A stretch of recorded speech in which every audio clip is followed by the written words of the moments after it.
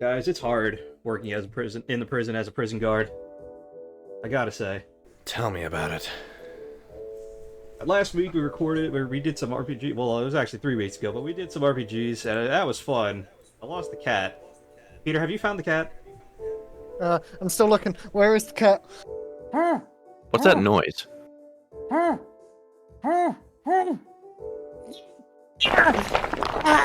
What the hell? I'm free! After Hey guys, I found the cat. 10,000 years, I am free! Damn. Where have you been?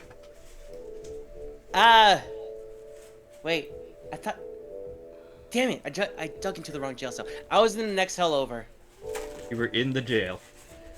Yeah. By the way, can you hold this knife for me? What? Where'd you get that? Confiscate. You can get it back after you're done with your jail sentence, but for now, you want to talk about some of the inmates with us? Maybe. I'm scared. I do have opinions. Me too, and I gotta tell you, I think mine are the worst. Why are yours the worst? Would you like to explain? I was gonna say I got some pretty bad ones in my cell block. Well, I don't know how to transition for this to introducing everyone, so officer number 1, Peter, that's you. No, I'm not an officer. No badge. You can't see a badge. What are you looking at? I'm Burb. Peter the Burb. He's a narc. You should be proud of it. British police are usually a little better than ours. We live in an undefined nebulous of reality, so Exactly. what does that say? I'm just saying his police are better than the Fexistani police.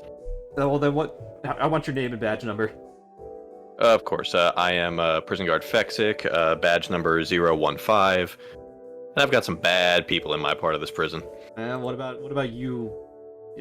Apparently escapee. What's your name and number? My name is Sam.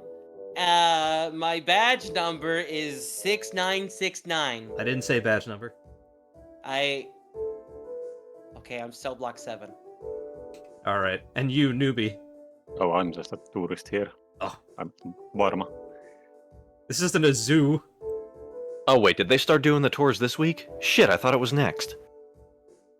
But anyway, so the 5 of us have gathered here today for one reason or another. Let's talk about who has the absolute worst. This is the first time we're doing this, so this is gonna be a little different. Basically, instead of ranking who has the best, we're gonna be ranking who has the worst, and whoever has the worst is the winner. So the rankings might be a little weird when we get to the end. That's going to be so subjective. Oh yeah. Worst is going to be like very subjective, and we're good to go. Make sure you like, comment, subscribe. I gotta say that because that's what gets the numbers in. Apparently, I don't like saying it, but the algorithm says I gotta say it. It also makes the button go shiny if you say subscribe. I'll say it for you then. Like this man. Subscribe to this man. Consign to this man's channel. You'll feel good about yourself. And post my bail by donating to this man on his Twitch. Also that.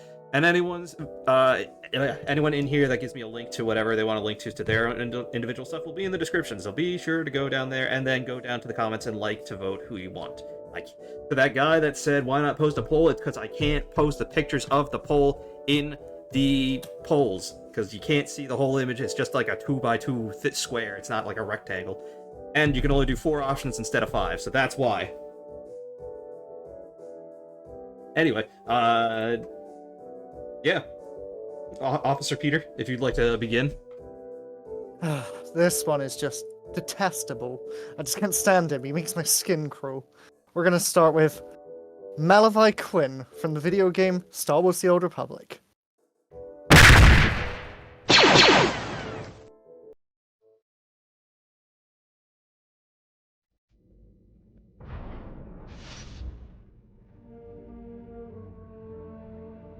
My lord, I could not leave you to this fate without showing the respect of being here to witness it.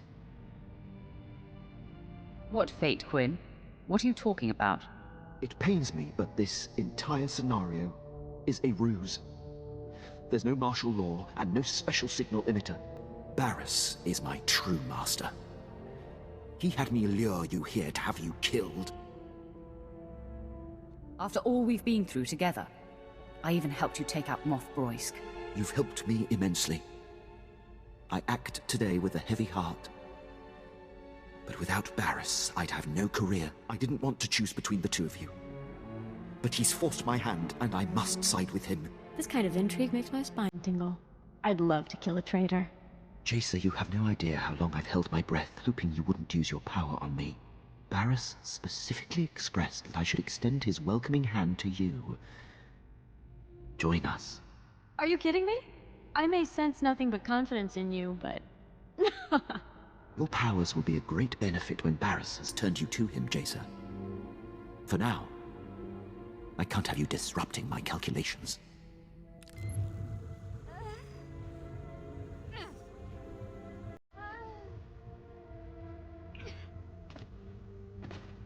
Barriss and I have been planning this for some time. You'll have to face this fight alone, my lord.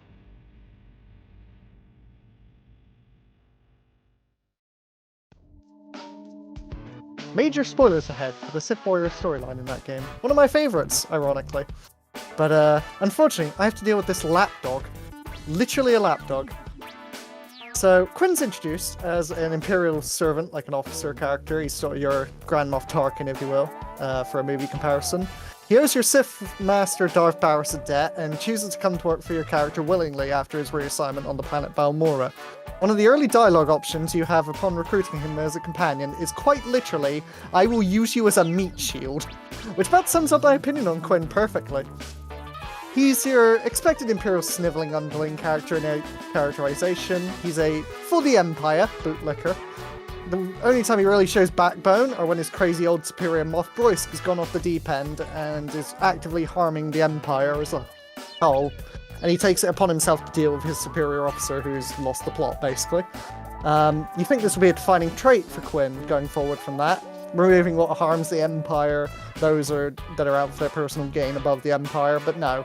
He betrays you later in the storyline to side with Darth Barriss after Barriss himself has betrayed both you and the literal Sith Emperor himself, who founded the entire Sith Empire from the ruins of the old Sith Order. His whole trap for you is a lie about some transmitter needed for a ship to land on the planet Corellia, to which Lieutenant Pierce, an Imperial Black Ops trooper on your ship, calls him out for his BS. But game got a game, so you go to the trap. He tries to kill you with two absolutely pathetic joke droids that were quote-unquote designed to kill you after Quinn observed you fighting. The game then denies you the option to kill the traitor once you've dealt with the terrible droids, because the player base whined in the past and got the feature removed to kill companions in the class stories. So, you choke him a bit and go, "You'll live for now," yada yada, whatever.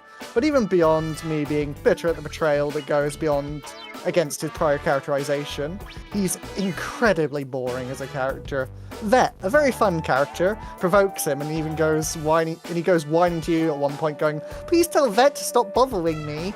Comedy gold when I encourage Vet to continue. Cut to the expansions, and after a 5+ year time gap of not having Quinn around, mercifully, you reunite with Quinn on the planet Iokath, where you decide to side with either the Republic or the Empire in their fight for the planet, letting you choose which side you want to fight with. If you choose to side with the Republic, it gives you the best thing the game ever could, a kill option for Quinn, after he comes crawling back to lick your boots. Meanwhile, his Republic equivalent companion for the storyline, Alara Dorm, has an actual backbone, and doesn't kiss up to the Trooper if they side with the Empire, betraying their faction in the Republic. Best thing Quinn does is die. He's one of my living proofs of attractive character doesn't equal exemption from critique, because no matter how many times I see people simp for him, he's still an absolute mess of a character.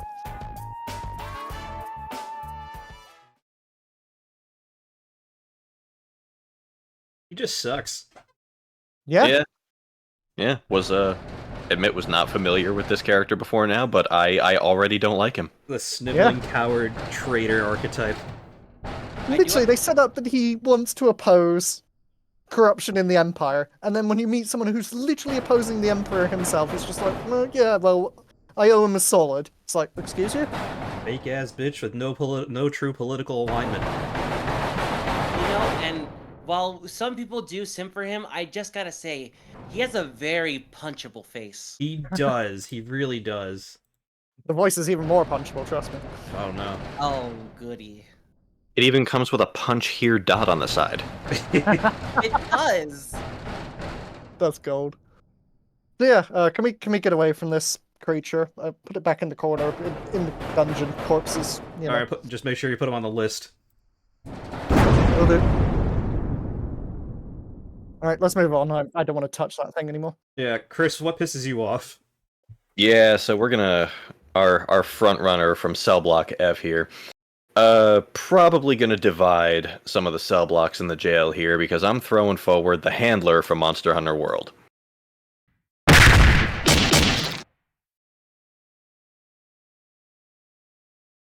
Listen to that. Getting rough out there. The waves are picking up. And that's gotta mean landfall. You're on the A list, right? Huh. Meowdy do. I'm not psychic, but I do have pretty good ears. Ah, put her there. I happen to be an A-lister myself.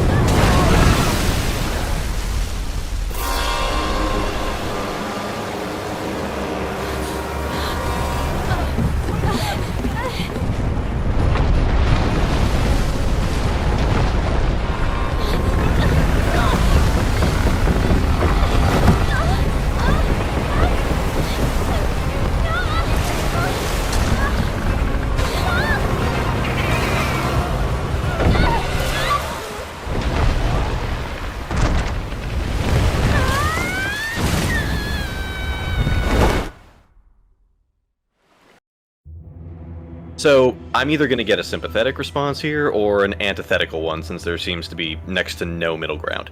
But I cannot stand this character. I've never been a fan of the damsel in distress trope, and either through her own lack of caution or the general danger she seems to find herself in, the handler has to be saved a total of 6 times throughout the main story and the expansion. Doesn't sound like a lot, I know. But let's remember, these are monsters, and we're expected to make up the latest and greatest 5th generation of the New World Research Commission. The wanton abandon with which she undertakes this very serious job is reckless and borderline insulting. A non-hunter having one brush with death in the New World is typically enough to create a vacancy in the guild's ranks. She does it 6 times with next to no change in her character or approach. Worse still, the game seems to go out of its way to try and make you care about the handler's story, that of a girl who received a mysterious crystal scale from her grandfather and embarked on a journey to the New World. It's a treatment typically reserved for main characters. Instead, it gets given to a foodie who risks life and limb hunting ingredients in Deviljho territory while we, the actual protagonist, have to come bail her out. We get treated like an extra, and we're expected to defer to her authority and expertise when out in the field. I get it. Alright, I do. Hunters can't just go nuts without any rules or oversight. But I didn't feel nearly this level of disrespect during the tragically brief period in Iceborne where they tried to give her another protag moment and we got to work with Leah the serious handler for a little while. I know I'm laying the hate on a little thick here, so let me start to wrap this up. Handler's role in the story would have been exactly the same had it been given to literally anyone else. The scale given by the grandfather, the journey to the New World, the moments of forced quote-unquote development that the game tries to make us care about, the handler herself brings nothing special to these things. Hell, the game's narrative would have been better served if we, the protag, were given the scale, giving us a reason to follow in our mysterious grandfather's footsteps to the New World. Instead, we get to play sidekick while the game goes out of its way to make us care about this woman, who would otherwise be faceless among the Commission's crowd. And I swear, every time she calls me Pard, I want to throw her in the arena with an Anjanath myself.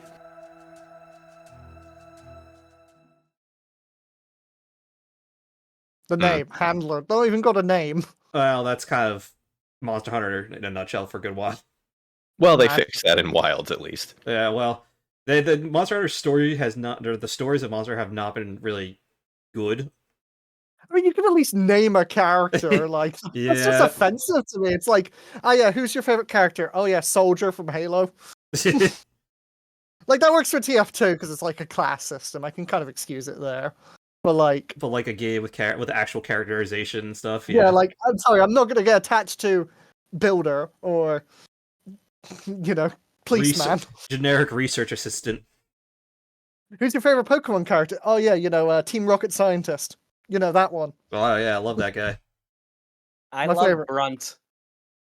But I think this character's a little overhated, but the frustration does grow very quickly with her. And I'm not one of those people who just hops on the hate wagon and says, "Oh, I hate her because I hate her." No, I actually, like, throughout the story, I picked it apart and I'm like, she really doesn't serve a purpose that can't be served by somebody else here. Yeah, I unfortunately fall into the rare camp of somewhere in the middle because I don't like her, but I also don't mind her because I'm not really paying attention to her focus in the story. And that's my thing, is the game wants you to, though. Yeah, that I can agree with, but whenever I play Monster Hunter, it's usually not for the story, it's just for the hunting monsters. Yeah, that's what I said. Previous Monster Hunter games, not really good story for the most part, if any. It's the monsters you care about, not the people yet. Yeah, I feel like But since World was their first go with actual voice actors, they tried to do a little too much with the characters, and at least in this case, it just ended up falling a little flat. Yeah.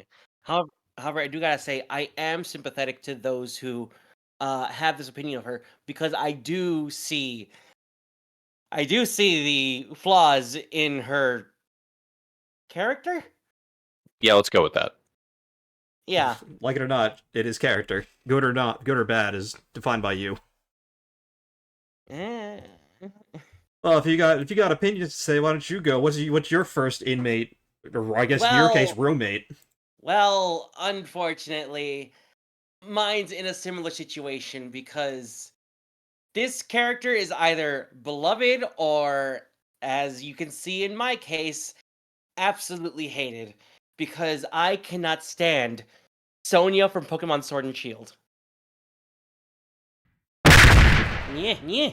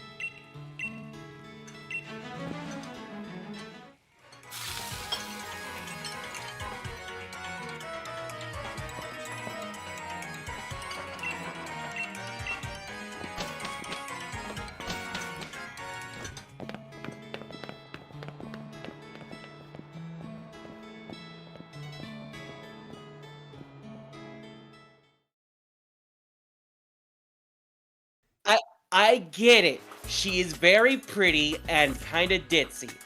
People are into that. I understand it.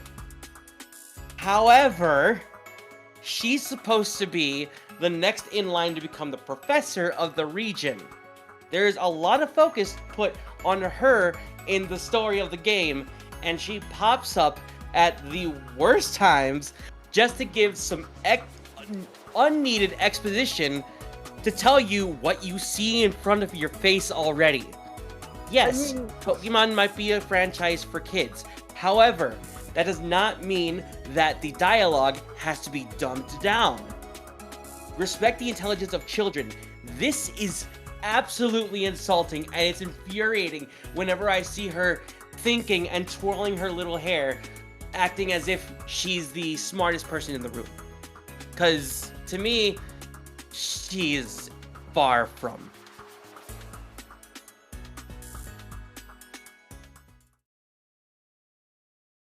I think this is the first hot take so far. Oof. I think I'd argue this is more a story issue you have than an actual characterization issue. Well, that could be the same thing you said about the handler. Yeah, it's a similar situation, because whenever she shows up, she gives very obvious exposition. I'm fine with someone showing up and giving a little bit of exposition.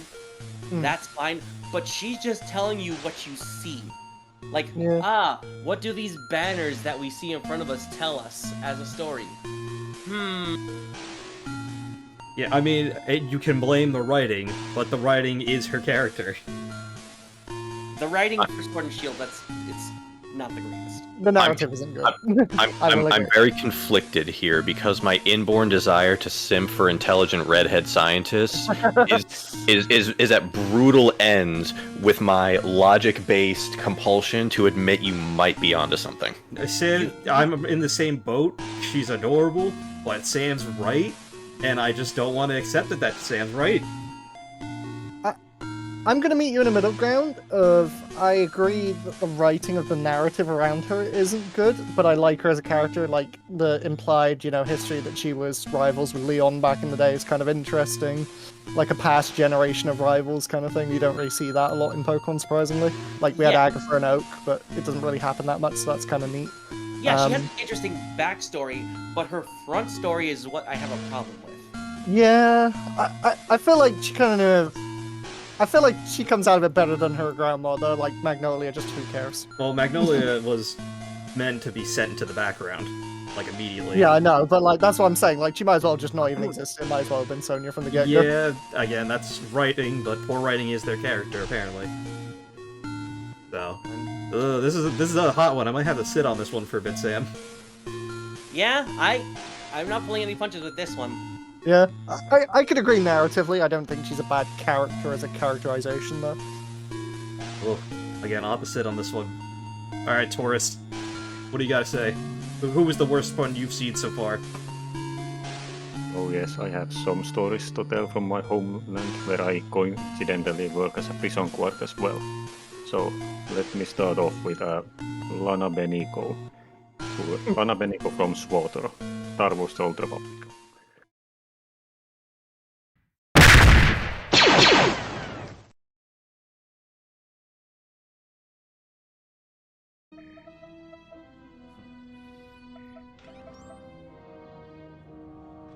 Commander, you're just in time.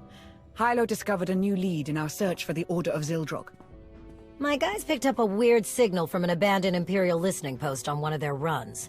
Seems it was meant for the Alliance. When decrypted, the signal broadcasts one word, Zildrog. The same as the message we intercepted from Theron. Someone is trying to lead us to the Order, I know it. If that listening post is tied to the Order, we should bring the fleet and prepare for a fight. It wouldn't hurt to have a few ships on standby, in case it's a trap. Regardless, it could hold vital information. We need to get inside that listening post and gather whatever data we can. There's no telling what you'll find, so I'll come along to provide support. I'm ready when you are. Then let's get moving. Hylo, ready the shuttle.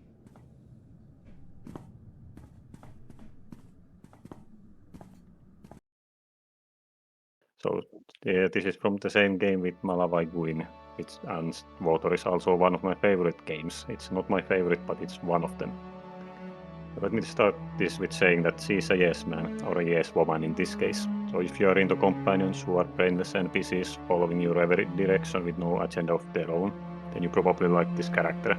And it is exactly why SWTOR community likes her. To me that screams bad character. And yes, I have a problem with the games community as well. I should probably tell you first that in SWTOR there are two factions, the Galactic Republic, the Sith Empire, the main factions. There are more, but we don't care about those for now. So, and for anyone familiar with Star Wars, it shouldn't be too hard to imagine what kind of factions these are. Lana Beniko is a Sith and member of the Sith Empire. She gets introduced at Shadow of Revan expansion where she at first seems like she's her own person serving a certain Darth. This idea gets discarded by the end of the expansion with you being able to romance her no matter what you did or who you are, as long as you just press the flirt options. The sign of her not being a yes man with no agenda is shown to you in the form of her suspecting the superior of treachery after a few missions with the player character. This gets proven true and you form a plot with her and Republic spy to reveal a conspiracy. It all succeeds but then she turns the yes man face fully on. when both factions actually start cooperating against this conspiracy. She gets promoted to head of Sith intelligence at the end of the expansion with pretty bad merits. There is an entirely different class story about this, how the Sith dismantled Imperial intelligence to replace it with this Sith intelligence. So that makes the case against her even worse, because it is an example of a warning story, kind of.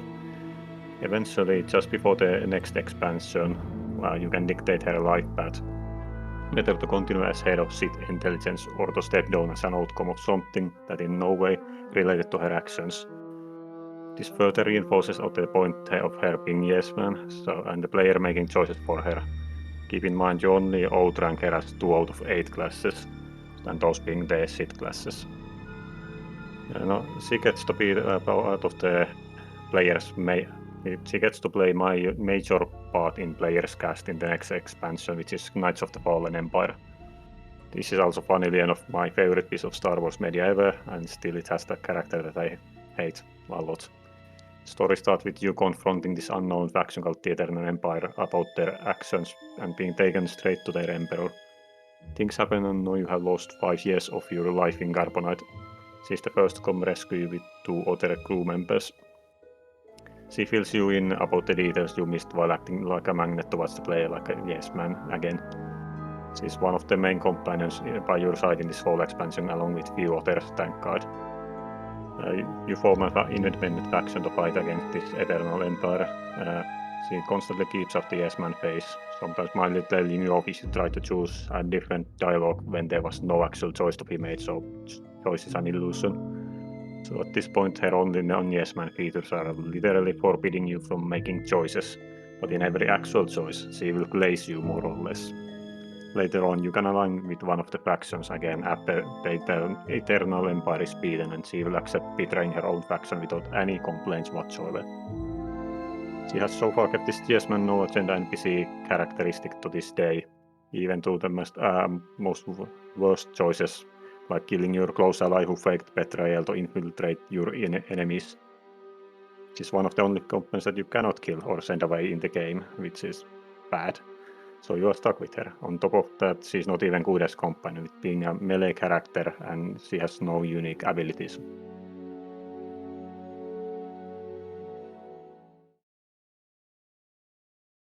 That was the story of one of the worst characters I have heard or come across. Rightly so.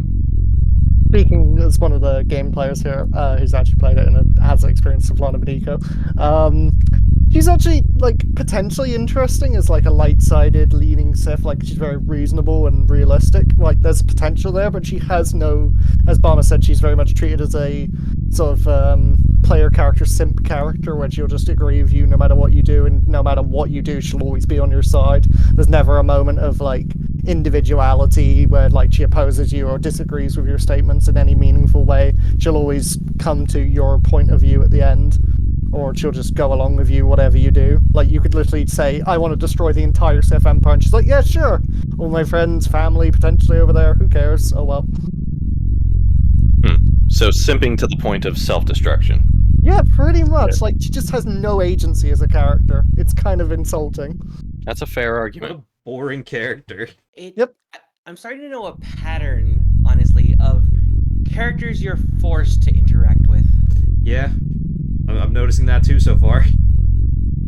At least you eventually get to kill Quinn. We're stuck with Lana forever. She is constantly going to keep coming back because the community loves their dev pet. Yeah, she still has most screen time out of all the companions, which is rather annoying. Alright, interesting. We got a plank of wood. Yep. Why you gotta do my man Plank like that? Hey, Plank is at least interesting. I said a plank of wood, not plank the wood. Plank has actual bodies under his belly. You gotta show some respect. Plank? I'm not disrespecting. I'm putting respect on Plank. Whatever. Just make sure to put her on the list. But now it's my turn. I'm gonna kind of leapfrog off of one of you here, because I agree. Gen A did not have good writing. Oh no. Oh no, indeed. One of the most disappointing, unnecessary characters, and one of the worst villains in the series. Chairman Rose.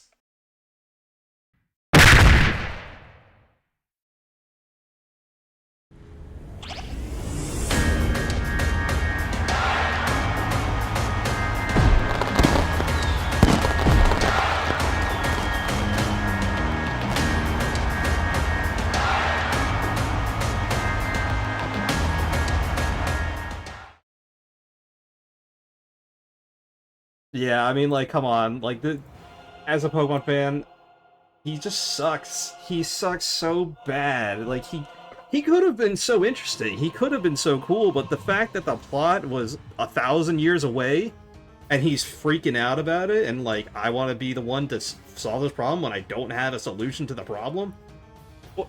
What is the logic there?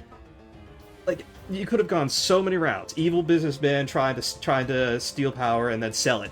Something like that. You had some potential there. He has this whole thing where he's undercover, dressing all weird and stuff, and he acts like, I don't know, he acts like he's got no care in the world. The only time he shows any, like, interest in anything is when you battle him, and then he, like, actually gets somewhat serious. And what's worse is he gets one of the best themes in the game, which is almost an insult. Like, his assistant was more of a character than he was, and her whole thing was simping for him.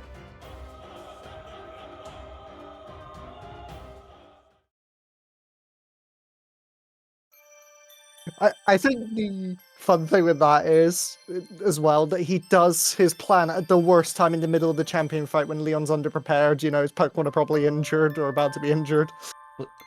I do my best to justify Gen 8. I don't think it's as bad as people say, but the plot I can't save. Especially when he is basically the whole reason the plot happens. Oh look, the game with worst writing has another bad character. Listen, Sonya at least is likable. Chairman Rose had the potential to be a great villain, and they did nothing with him. She's likable on the front, not the back. I don't know, her back's pretty likable too. I like that he was an obvious twist villain from trailer 1 too. Like, literally the minute he was revealed, everyone was like, that's the villain. Yeah, like, it would have been interesting if they did, I mean, if they played it straight where, like, he was actually the good guy for the longest time, and then he was actually trying to do something bad. He's not even trying to be bad. That's the thing. Like, he's just an idiot. Exactly. He's a goofy goober. He's literally a goober villain. And it just pisses me off that he was so squandered, because he could have been so interesting in so many other ways, and they went, like, one of the few routes to make him just nothing. He adds nothing to the plot. They could have just made the whole incident happen that year, and there you go, and then he was unnecessary. Chairman Rose's brother gives about as much thought to things as the person who wrote Chairman Rose. His brother's more interesting of a character, at least.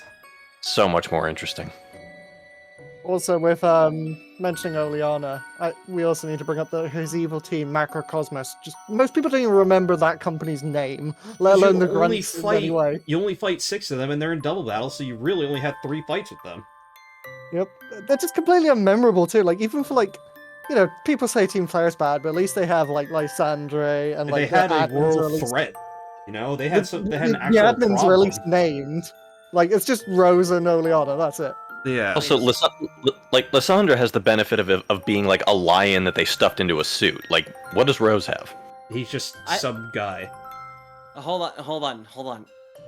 Rose has a brother? Yes, Peony. Yeah. That's his brother? Yeah. That's his brother. Huh. You can kind of further see the connection as they both use steel types for their teams. I guess one got all the character development. Pretty much. You could say that about the DLCs in general. One of these is a character, one of these is a caricature. Yes. No, one of them is a cardboard cutout. Pretty much. Either way, Chairman Rose, I feel like I was so he's not one of my hot takes, but he's one I had to put here. He just... such a waste of what could have been a great character. Pretty much what you could say about Gen 8. I still like Gen 8, but I know it's not the best. I can't deny it. Yes, Doc. Let the hate flow through you. It's alright. Are you ready for what may be an actual hot take? This might make two of you mad here. Might. Oh, I wish you would. My next one. They've done great for one type of community, but for their actual game, they've added nothing besides a damsel in distress and a love interest. Crystal from Star Fox.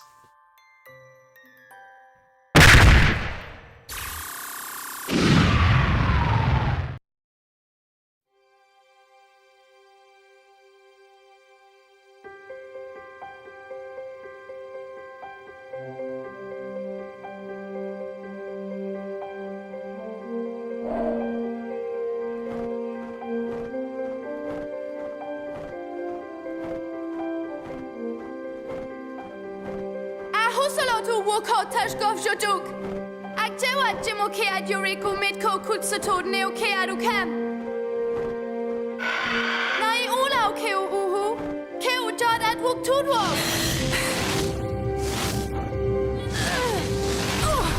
Moshiko!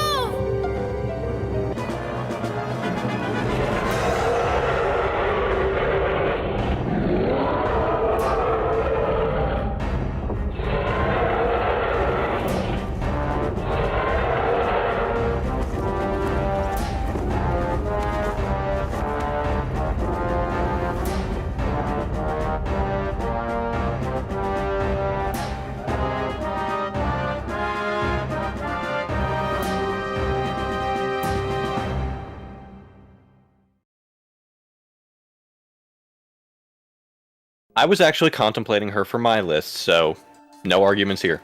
Did you think I would get mad because I'm a furry? Possibly. Yes. Like, that's all I know about her. Exactly. Because that's all they do with her. In her main game, what is she? Damsel in distress. That's about it. She starts off kind of cool, and then that's it. Pretty much all they do with her in Star Fox Adventures. She joins the team, and what does she do in Star Fox Assault? Berates Peppy, or Peppy or Slippy a little bit. That's it. And then Star Fox Command. Depending on the ending you get, she leaves Star Fox to join Star Wolf for another dude. She doesn't do anything, and I feel like, especially for her, who was kind of set up as a Leia type character, as a badass princess kind of character, and they pass the alley-oop and it fails hard. She doesn't do anything. And she shows such potential too, like with the telepathic powers, the fact that she was the master of the staff before Fox ever picked it up, and yes, she does spend most of the game, trapped in a crystal, ha ha ha. But after she's out, her first instinct is to bite back against Andros and start shooting at him with her staff. Like at least in Star Fox Adventures, she's not spineless, and she showed potential, and then all that potential just went out the window in subsequent games. Yeah, again, a character that could have been cool, and then they did nothing with her. It's just, I think a squandered character is as bad as a badly written character. I agree. Just because her potential was so high, and all they've gotten out of her is some assist trophies in Smash. Oh, I'm sure the internet got a lot more out of her than that. Well, that's the only place that she won, and that's out of game, so technically doesn't count.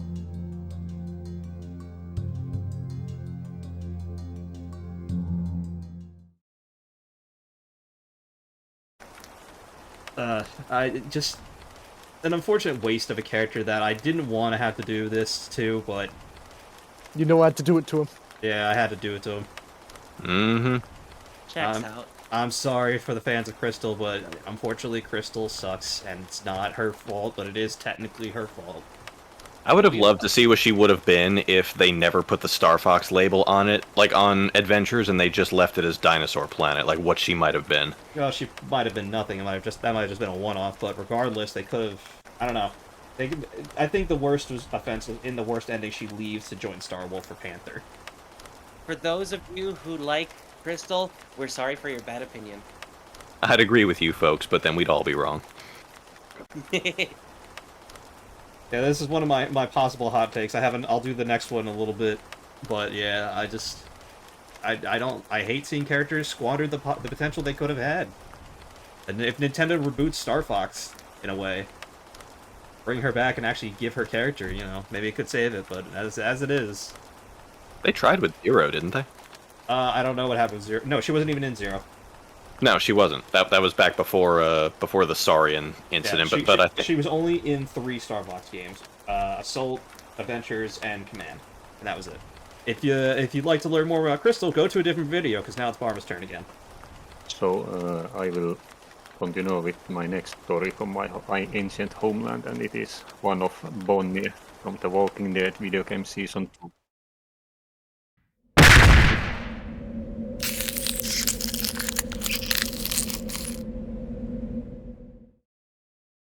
I'm sorry about Luke. Sorry. It must be nice being a pretty little girl. No one ever expects you to do a damn thing. Seriously? Fuck you. You and I both know you had a chance to save Luke. After what you did, what happened back there was your fault. You and I both know what happened back there. You're fucking crazy. I got nothing more to say to you. You should probably think about being nicer to me. Yes, she has no known surname. She's just called Bonnie, which is weird, to say the least. She does first appear at the first season's game at a DLC chapter called 400 Days. That's her prologue story, sort of. Everyone probably knows what happens in Walking Dead. It's zombie apocalypse, everyone's dead and humans trying to survive. So the character itself. The game does not know whether to treat her as an enemy or friend. It flips a lot. She fails at both categories, in my opinion. In the first appearance in Season 1 DLC, she's immediately shown to be dating a much older man. No specific age is given, but he has full grey hair, so he's likely in the 50s. And he already has a wife right under their nose while they are trying to survive. Bonnie is said to be in the late 20s. It's a very good start. So she ends up killing this woman on accident in quotes while escaping from another group. She then separates from this man, leaving him to die. It's actually canonical. Look up the wiki, he dies there. And now we fast forward to Season 2, Chapter 3, where she appears next. Keep in mind, in Season 2 you are playing as a child character called Clementine. She first comes across you as a member of a group you are trying to escape from. Eventually the group comes and captures your group along with killing few innocents from your group that you met up with. She incited this all. But the game tries to tell you that, oh no, she feels a bit guilty, wah. So she is trying to make amends and get to know you. I have to mention at this point that she also has a very annoying voice that I cannot stand. Things happen and you escape with her. Once she's now attracted to one member of your group as well, named Luke. You get away from the camp with casualties. Baby is born with the group adding to their troubles. She also gets jealous of a random rogue woman who joined to escape, who does the thing with her crush. You come across another group, they try to rob you, gunfight ensues, so their group ends up dying, except for one member who you take with you, as she promises to you that they have stash of loot. This character is also another very annoying and infuriating character, but I think Bonnie is the bigger villain here. However, during the fight, you lost the baby's mother and her crush got shot in the foot. The group starts figuring about how to proceed and how to treat the captive, and this is where she fully turns on the annoying mode. She starts to play the partisan. You might choose dialogue in support or against her, but she will, regardless of your choices, grow more hostile to you, the child character. She wants to treat this captive well despite the game giving you many reasons to hate him. At one point where the group catches actual break, calms down a bit, she offers alcohol to you, the child, in the middle of the apocalypse with no healthcare around. But I guess they never had it in the first place, with it being America. You come across a river where your captive tries to trick you and runs across a barrel of frozen ice. One of your group members runs across and catches him, but the ice is not sturdy. One thing leads to another and he crashes suddenly on ice that is about to break. Rather than him trying to do the intelligent thing and rolling out, she either insists you go there to add more weight, or she goes herself. This causes her crush to throw as ice breaks, and she then blames you, no matter what you chose. Also at the same time, your captive is getting beat up by Kenny, but despite him rushing across and causing the death of her crush, she wants to defend the captive while being very passive-aggressive to you, even if you tried to help him. Hostile if you did not help. So at this point you're probably confused about what she is supposed to be. It gets worse. You actually find a functioning car from a nearby building and plan to leave by the morning. She hatches a plan to leave half the group behind and leave with the captive and a random guy that you randomly met from the camp. Yeah, she was fully planning on abandoning you, the child, and the baby. You wake up and catch them trying to leave, but she has given the captive a gun and he shoots you. They leave on foot after Kenny actually catches them trying to escape. But at least the other guy tried to help you, but she has no conscience over you getting shot. So yeah, to summarize, she's a horrible person, extremely hypocritical, game fails at both depicting her as friend and as foe. She's infuriating to talk to in another playthrough. She indirectly causes death of one of the better characters, and she is the catalyst for the captive to get to act like he does. She has no other ending than to just run away, run far away. No killing, no exiling. Well, technically that could be classified as exiling, but anyway. But because of her, you cannot even choose what to do with the captive either. Yes, pretty horrible character.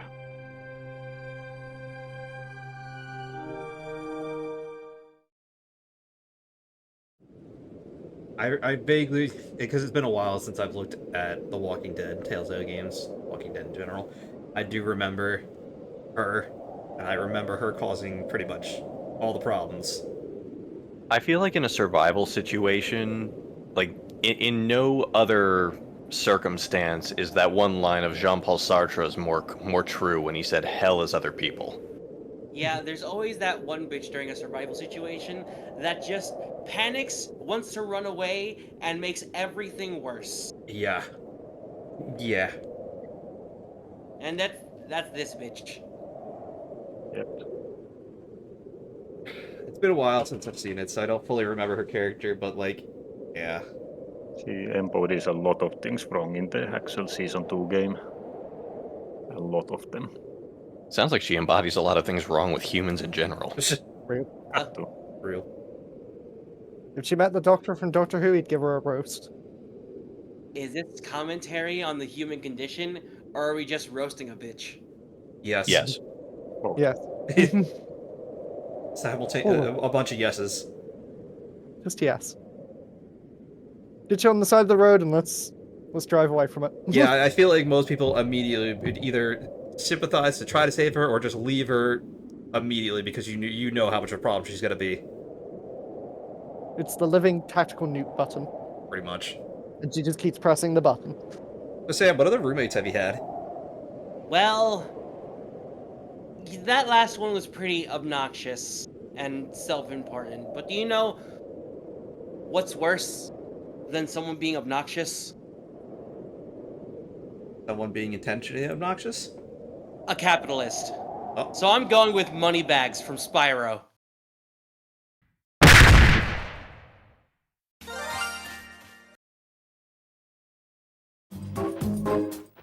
Don't worry, Spyro. I won't be needing any more of your money. Now, don't look so surprised. I found one of the dragon eggs, and I'm going to sell it for a fortune back in Avalar. Why are you looking at me like that? I've got to be going now. Toodles! This motherfucking bear is just out to get your gems. Your hard-earned gems that you need in order to 100% the game, that you go around just to collect more gems to pay this man so that he can stop blocking your way. He literally enforces roadblocks, and instead of just helping you, you know, as a good person.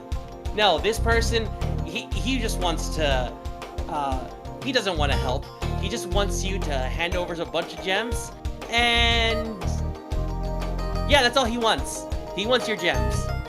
He might help if you pay him for it, which is why it's very cathartic when you are able to run around and burn the shit out of him and get all your gems back.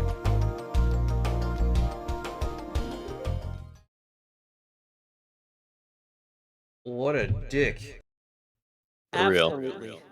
Fucking capitalist. Am I right? A paid for roadblock. Mm-hmm. Imagine making Mr. Krabs look like a good person. Honestly. Yeah, I mean, at least he pays his employees. I'm pretty sure if you were to Google like worst characters in video games, I would not be surprised to find this dude at the top of the list, or at least near the top, because you're right, he is a bastard. Does he do anything besides, like, does he have any personality to him? Does he talk at all? Or anything? Oh, yes, he does. He does talk. He wants your gems. Is that all? Good talk. Rich entitled prick is kind of his one speed, one gear. Okay. So there's no redeeming quality in the slightest, is what I'm hearing. Look at that monocle. Does he look like he has any? The money bag kind of nice. Yeah, I would like the money bag, please. I'll take him over money bags. I don't know why he's collecting a Chaos Emerald, though. Secretly I'll take a Eggman. Chaos Emerald over him. Eggman Persona. Eggman Persona. Eggman's persona. No, this guy isn't as smart as Eggman. I like the simple description of he's a capitalist prick. That is it. That is his character. Let's all go home, everybody. Do you need a more apt description? No, I think that defines him well. This is why he's in. You know what? He was in jail for tax evasion. Confirmed. There we go. He would. Lore. He tried blocking the taxes from coming out. You know, Didn't work. If I beat him up, can I get released early? We'll talk about that later. Okay. Outlook pretty good though, kid. Officer the Second, if you may. Indeed. Yes. So this one might actually be more of a hot take, and funnily enough, comes from the same potential hot take as yours, Doc. Because I'm gonna put forward Slippy Toad, specifically from Star Fox 64.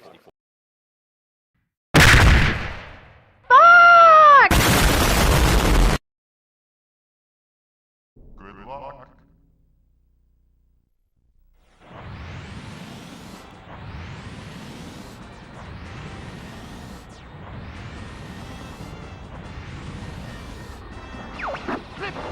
Hey, what's the big idea?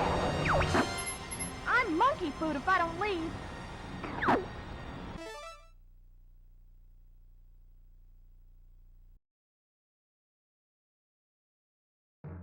Yeah, so let's keep on the damsel in distress hate wagon, shall we? Here we have the Star Fox team, a band of interplanetary fighter pilot mercenaries destined to single-handedly turn the tide of a war sweeping across an entire star system. But every team has a weak link, and for Star Fox, that weak link is Slippy Toad. Let's address the elephant in the room first, and give Slippy his due credit. In boss encounters, Slippy is the one who performs the enemy shield analysis and brings up the boss's health gauge on the screen. He's also the brains behind the Landmaster tank and the Blue Marine submarine that Fox utilizes in 3 of the game's levels. And he's the mechanic who repairs the R-Wings and ensures they're combat ready. That said, while these are convenient luxuries, they aren't necessary.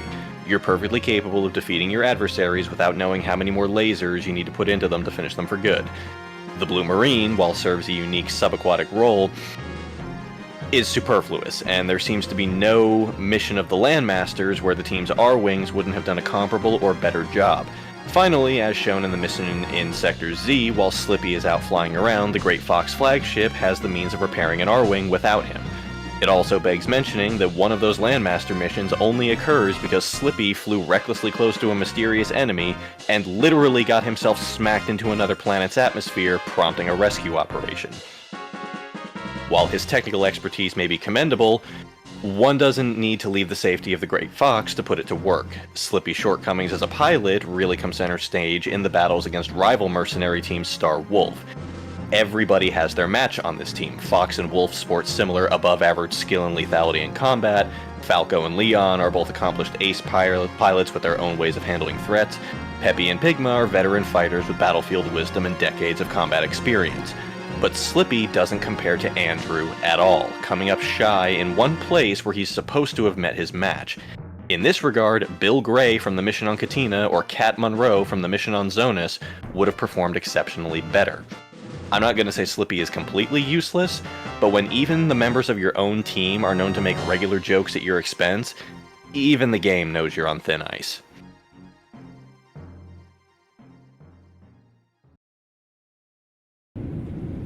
He's not completely useless. At least he can stay in the hangar. I was gonna say, he's not completely useless, he's good for taking shots. He does do that, and gods he does, like, you have to save him quite a bit throughout 64. He should just stay in the hangar for now. Fox. Yeah, just hang out in the on the bridge of the Great Fox with Rob. Just oversee the missions, from afar. Like Adventures and a good portion of Assault proved you can do a job with 3 pilots. Yeah, I don't know Fox is the leader. I don't know what he's thinking, bringing Peppy out, having to save him all the time. Like, what a... Hell, James's incarnation of the Star Fox team functioned just fine with 3 pilots. Yeah, Slippy's an old classic hated one. So I do not blame you for putting me here.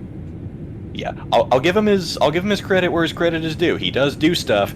It's just it's luxury stuff. It's not necessary. And for all the times you have to save him and deal with his bullshit, the detriment kind of outweighs the benefit. Yeah. I can really picture it as the "I'll call you when I need you" never calls you. As far as I know, the only reason he's on the team is because he's childhood friends with Fox. I think that's about it. Dang, nepotism. Is it like Tails and Sonic, but you know? But Tails is actually a good mechanic. Tails is a great mechanic, and he's actually good on the battlefield. I was gonna say Tails has actually saved the world without Sonic a handful of times. Sonic Adventure 1. Sadly, we're not here to talk about Tails' accomplishments. Don't worry, I've added a side characters list thing that we can do in the future, but for now. Yes, for now, Slippy Toad, courtesy of Cell Block F. Yeah, do not let him slip out of his cell. He can stay there. Coming from? Funnily enough, we actually filled it with water. He doesn't even know the difference anymore. Well, while that's going on, Peter. Well, I've been feeling very left out of the Sword and Shield bashing, so I've got my own little Sword and Shield prisoner in here. Oh no. Yeah, you know, I kind of missed out on bashing him up earlier, but here's this one wearing a silly, silly little hat.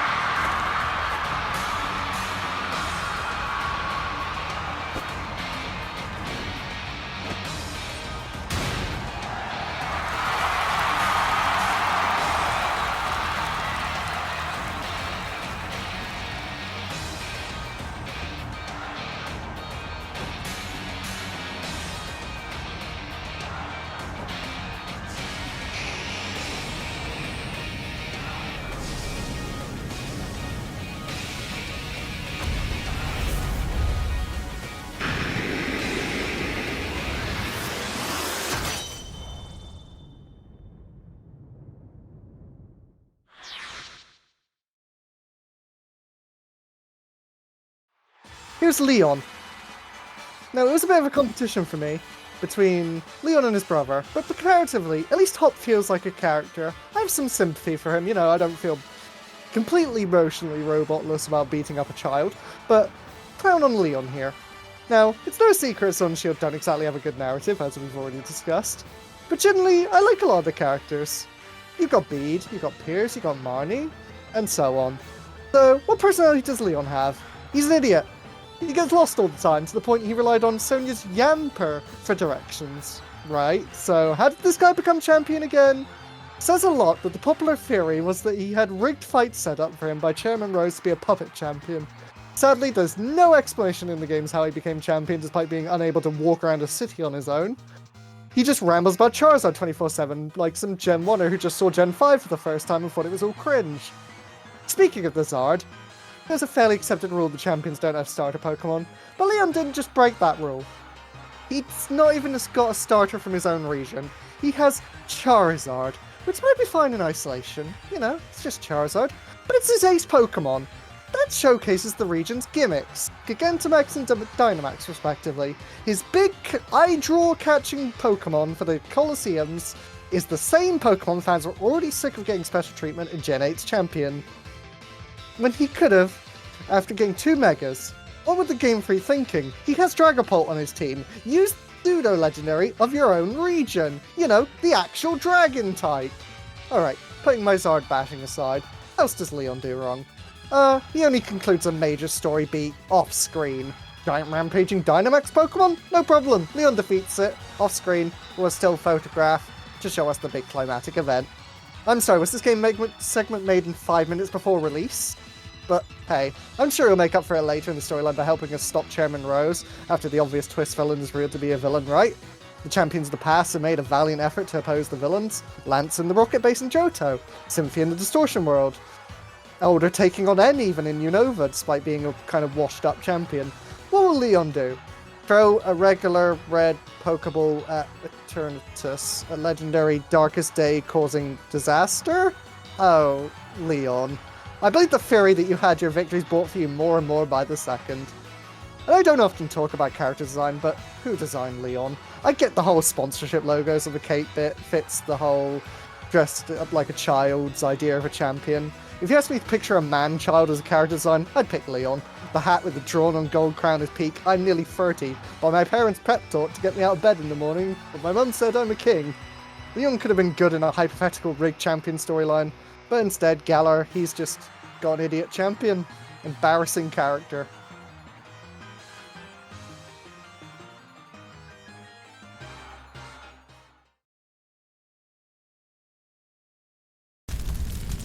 No. To be fair, I'm actually one of the few people who like Leon because, yes, he's a big idiot, but he's very charismatic. He's a lovable idiot. He's, look, Sword and Shield has a lot of problems with its writing. We already pointed out 2 of them. But I'm on one of them right now. But the character of Leon works for being an older brother and battling. That's all he really is, and that's all he really needs. He's just there to make people smile, and that's what he does when I see him. Like, I did his cheer for the longest time. He's a Kamina character. That's insulting to Kamina. You take that back right now. I will not, because he goes forward, he doesn't think about shit. He's perfectly content to say, hey, I'll feel the consequences of this afterwards. And he inspires people. Yeah. Now, I'm not saying you're wrong. I'm not saying you're incorrect in any of your assessments. But again, much like I did with Slippy, I gotta give this man credit where credit's due. And also, yes, this technically does fit into the writing of Sword and Shield. However, Leon did try to fight off Eternatus by himself before you showed up. With a Pokeball? A regular Pokeball? He also used his team, who was already injured from the champion battle that you were in with him. Don't hate on Pokeballs. We got to give it the old community college try. Yeah, I caught a Pokey on a Pokeball. Look, we were all 12 at one point pressing B button hoping it would work. But let's be realistic here. You're the champion of the region. You should know better. Throw an Ultra Ball, throw a Great Ball, throw a Dust Ball. You don't know how many he threw beforehand. He could have thrown. That could have been his last resort. Plus, if he is a puppet champion, as you're implying, his expertise may not be that great. Well, that's what I'm saying. They should have confirmed that theory, because it makes way more sense than what was presented in the story. It's like, oh, look at the great champion Leon and his Charizard. Oh, Charizard. It's like, okay, can he back it up? No. And also, not at all. If he is a puppet champion, that means his only defining quality is his charisma, which he has a lot of. Again, I'd like that if that's what they were going for, but they clearly didn't in the actual final Well, they game. weren't, because he's in the Champion's Tower in the post game. So. And see, in that if we do focus on that, though, we have to give Peter an edge, because we all know how dangerous stupid people with charisma can be. Absolutely. We're talking quite a bit about Leon, but let's move on, because we got other things to do. Yeah, you're right. I've got more Pokemon characters to shitpost on. Are you kidding me? You know it. Let's carry on with Hal.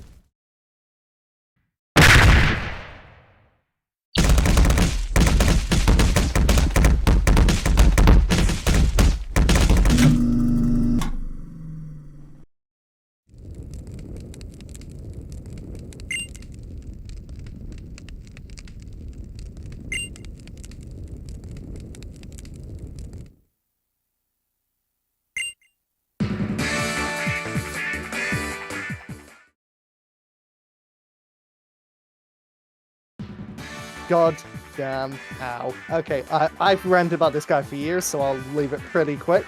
I've written plenty about Hal over the years, so I'll leave it relatively short and sweet. Hal shatters the tension of scenes he's in during the main narrative of Sun and Moon. His constant jolly attitude isn't uplifting, it's tonally borked. About to enter the lair of Lusamine, who throws Pokemon in the laboratory and torture Titan Knolls? Oh, he's happy-go-lucky, smiling his way through. He throws off the tone completely when you've got Gladion there, taking everything seriously. Sun and Moon is at its best when it's about the core story of the family about Lusamine, Gladion, and Lily. Hal has no place for being as involved as he is. If he was just like the happy-go-lucky side rival that shows up every once in a while, fine. But here he is, just existing and providing sheer tonal whiplash in those scenes. But that's just one moment. He can't be that bad all the time, right? Even for a rival, he interrupts us constantly in Alola. But then we get to the Ultra Sun and Moon versions, and he replaces the Professor Kukui champion battle that calls back to the cut Professor Oak battle from Red, Blue, Green, in order to give you a championship battle against Hal, who is, well, as a trainer and as a rival, he sucks. He started the trend that followed by Hop in Sword and Shield for picking the starter weak to yours. Hal's a joke, and in fact the Ultra Games present him over Kukui as a champion fight is insulting. I was so sick of him, even in my first playthrough as Sun, I wanted to throw him down Mount Lanakila. I don't dislike friendly rivals inherently, but Hal feels like an insulting presence to tone down the impact of the narrative and gameplay of Alola.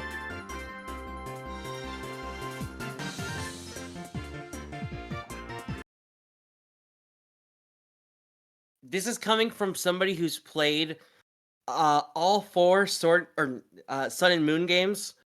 This is my personal hot take. Gen 8 is better than Gen 7. Ooh, that is a hot take. I don't like that one. We're gonna fight now. 3 versus 1. We can Them fight. fighting words. I'm gonna agree with you. How should I put this? How? You think you're How funny, should don't you? I don't think Hal is as bad as you say, but I do think he's more of a middle of the road rival. He's kind of in the middle for me, maybe the lower middle. I'd be able to ignore him like the Gen 6 rivals if he wasn't literally tonally borking the narrative and that awesome fight from Kukui at the end in the Ultra Games.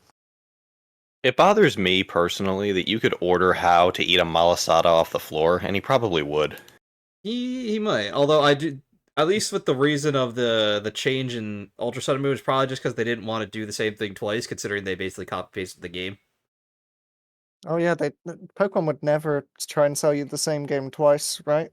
Never. 4 times. I'm just making making a point. They probably just want to change it a little bit because they already knew how similar the 2 versions were. It would be a shame if they released a Diamond and Pearl remake, for example, that was basically identical but worse. We're not getting into that conversation.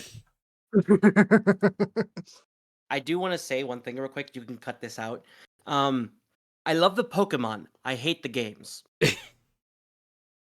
Fair. Not fair. Not fair. Anyways. All right. Cutting back in. Yep. And go. now we... What? Oh, thank you, Navi. Oh, no. So, Doc, no, it's actually a good thing. So we got our budget approved for specialized containment cells, so I can finally have those blast-proof walls put in mine, which is going to be useful for my next installment, the creepers from Minecraft.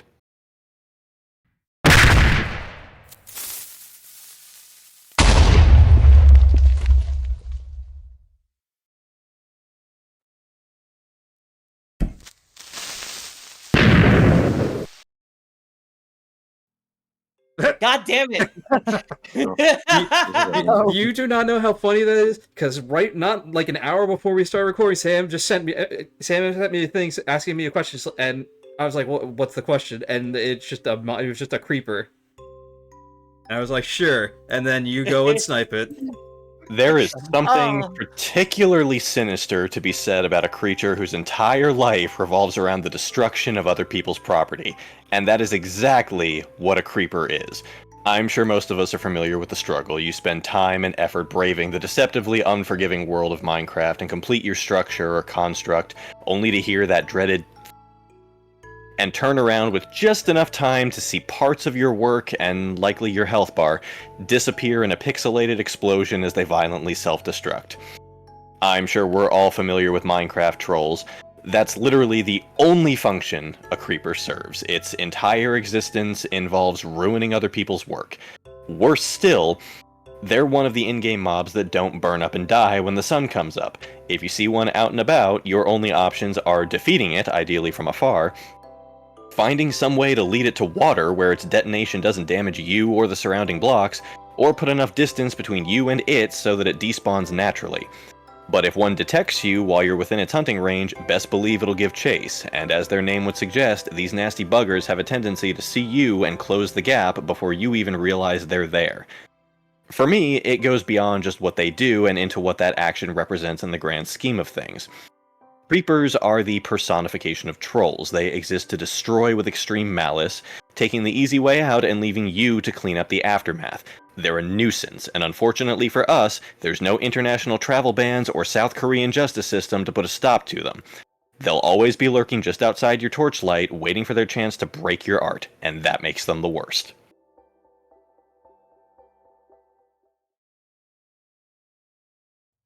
What a fucking reference. I have a couple things to say about this thing. I'm sure the first you thing do. is just a fact about creepers. The second thing is a story. So creepers were made by accident. Yes. They were made when messing with a pig and changing the dimensions of the body. Literally, that is a pig's body turned upright. Yep. It was Minecraft it was are made just by an accident. pigs by accident. That explains so much of my early adult life playing this game. I thought whenever my structures got destroyed, the game was smelling like bacon to try and make me feel better. Nope. And as for my story, well, not even 5 days ago, I had 5 creepers blow up right in front of my in-mountain base. Now that sounds not too bad, because my base is all in the mountain. However, my door is a redstone structure. Oh no. Oh no.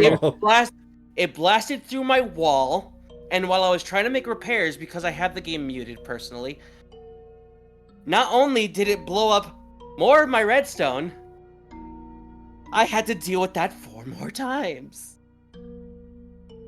I completely redid my redstone doors and have committed to running out the doors instead of lingering by it just to protect it.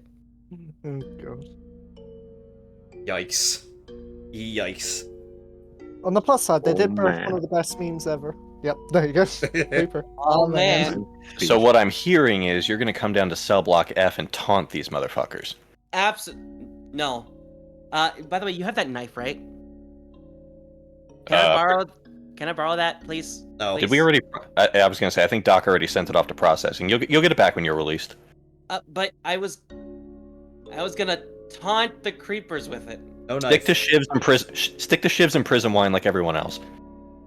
Ooh, good idea. Well, while we're trying to get over the trauma of our lost house, name another roommate.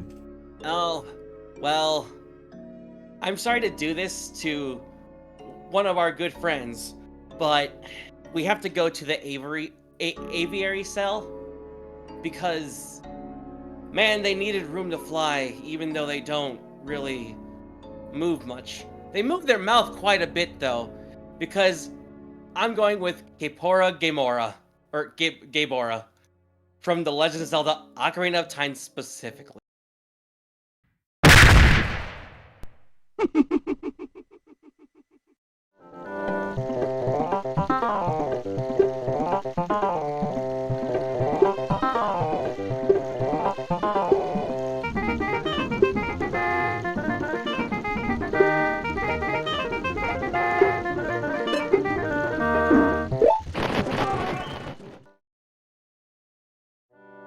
I fucking loathe this bird to the point where not only does it give you countless amounts of exposition that is unnecessary, and also give you minimal tutorials that you've already gone through and learned yourself, because yes, you were experimenting with the buttons before you even meet this guy for the first time. And this guy doesn't just meet you at the beginning of the game. No. This guy sticks with you throughout the entire game. You will be in the late stages as an adult, and you will see this guy talking to you. And because of the way the options are set up, this guy will nurse joy you over and over and over again if you're not paying attention. So I'm sorry, owls are cool, just not this one specifically.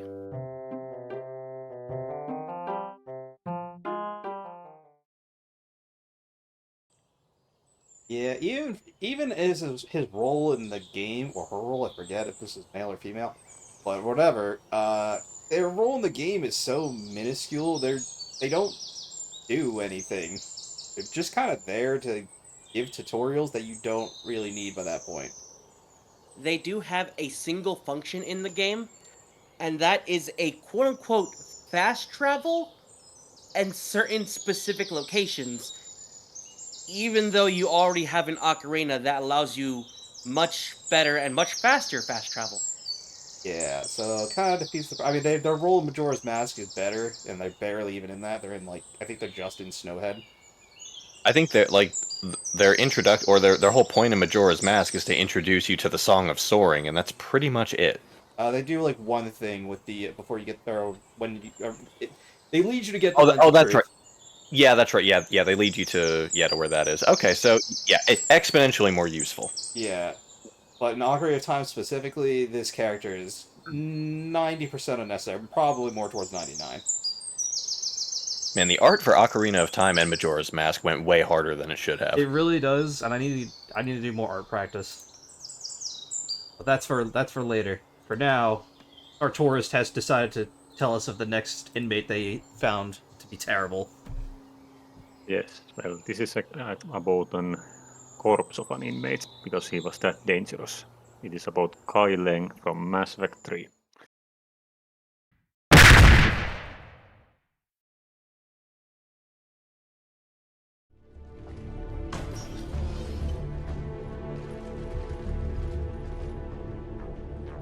Bailey, looks like they got the Executor, and 2 Solarian bodyguards. Damn, alright, keep searching. If you don't see the counselor's body, don't count him out yet.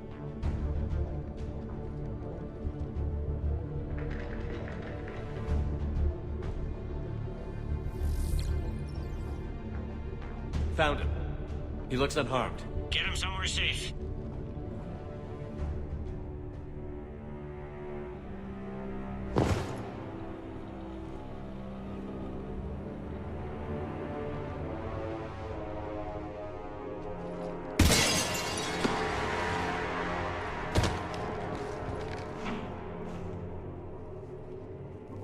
Don't even think about it. Shepard, he's going to kill us all. That remains to be seen. I mean, Utina, he's staging a coup to extract the other counselors now to hand over to Cerberus. 3-on-1, pal. It's over. No, it's fun.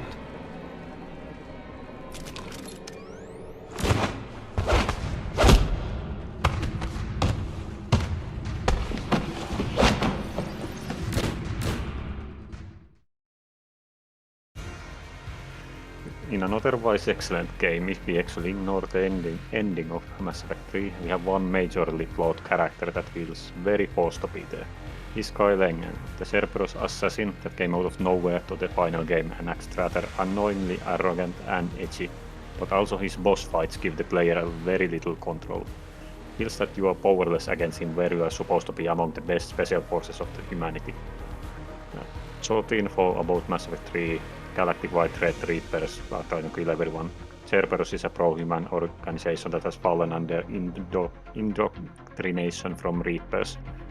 And right onto the Kai Leng, I should mention that it is not physically shown that he is indoctrinated, but it is confirmed by Protean virtual intelligence. This matters because it is a design choice, as his design is very edgy-looking cyber samurai, as you can see from the picture. His main weapon is a ninjato. I probably mispronounced that by a lot, I don't know Japanese. It's a shorter version of samurai sword. All this despite him being of Chinese and Russian origin. So he breaks the law in-game to appear cool and edgy design-wise. Sure, there might be some percentage of players who like this outlook or look, but that is not all that is wrong with him. Like I said before, he appears very late to the franchise. There are comics of his background where he is told to have been part of the main events in the Sidelines, which is just cheap writing to fit a character in.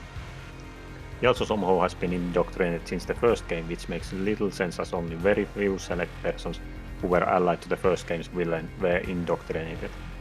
Those background comics often utter numerous lore errors, like being able to stab a Krogan through their back hump, which is supposed to be nearly impossible, at least for a human. and Kai Leng did this thing.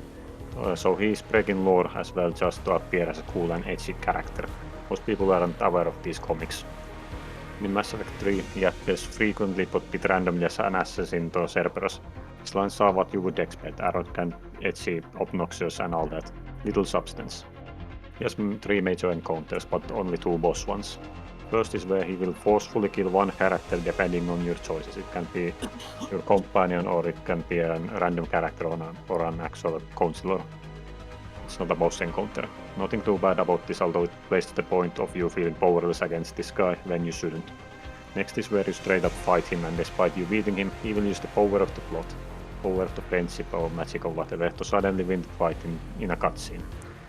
This fight is piece easy as well. He's just whirling around with his blade while you can shoot him freely, like an idiot. He even runs back like a coward to recharge and orders Gunship to cover him. But when you do beat him, suddenly in the cutscene he's able to block your bullets like a fucking magician. But he actually does it with a kinetic shield, and he orders the building to be collapsed, and he of course can just walk to the objective and leave with it while the building simply collapses around him, but somehow you get stuck. This awful cutscene. He appears one more time near the end of the game at Cerberus leader's hideout, where you fight him and get to kill him. He still keeps up this annoying charade of being an edgelord, and somehow they made his death scene very unsatisfying. Don't get me wrong, I was glad to actually kill him, but even in that cutscene they gave him way too much power. Let me remind you guys that this guy only uses his samurai blade as a weapon and mediocre kinetic shield. He has no guns, absolutely no guns, in a fucking sci-fi world. He can be easily summarized in the game by the phrase, "You are not fighting Kai Leng, you are fighting the writers." It's painfully obvious that he was last-minute addition. His role could have been filled so much better by someone not as obnoxious and non-threatening conceptually, like Shepard's own clone, Shepard the player character. And this clone literally appears in the same game's Citadel DLC. Well, even some standard Cerberus enemies are more threatening conceptually, as they actually use guns while having the same technology as him. And that is why we killed him. He's a corpse now.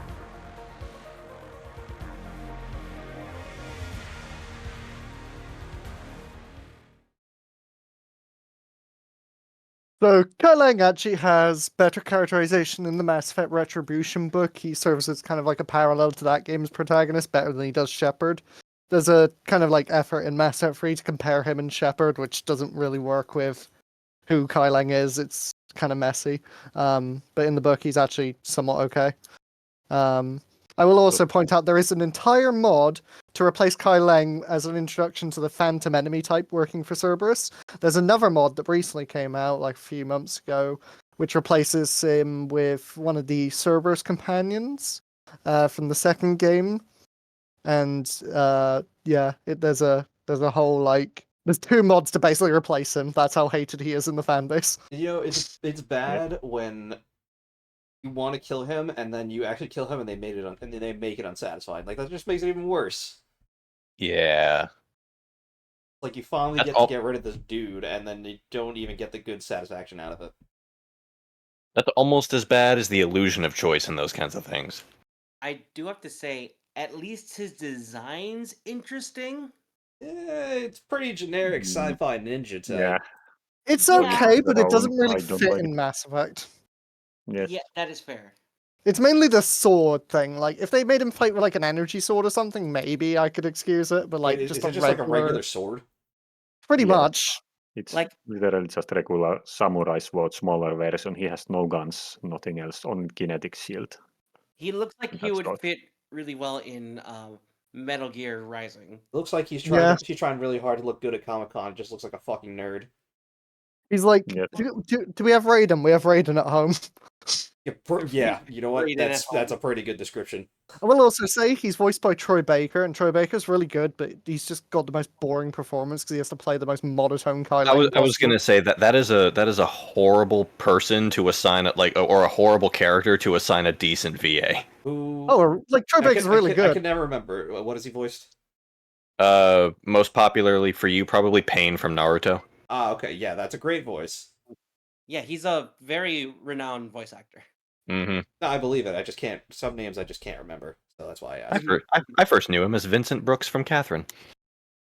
He's Reese in Telltale's Tales from the Borderlands. He's Farron Chan in Star Wars: The Old Republic. He's a lot of things. He's all over the place, and rightly so. He's very good. Listen, you gave me pain, so that's all I needed. But yeah, so I can see why. Like, I feel like the voice would fit, but if you give him a boring character you can't do anything with, then it's. Well, he doesn't do anything with the voice. It's just, I'm Kai Lang. I hate you, Shepard. I'm better than you. I don't think it's You his fault.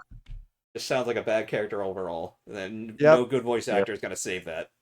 He has way too much plot armor. It's ridiculous. He's Joel in The Last of Us. He has kinetic plot armor. All right, let's get this nerd in prison. Get him in, get him away, get him out of here. All right. Well, I'm gonna steal a spotlight. This is a personal hatred of mine. I really wish Deadlock was here, because me and Deadlock have very differing opinions on this one. And I cannot stand this character. I don't care how Deadlock tries to justify it. This is Patches from FromSoft.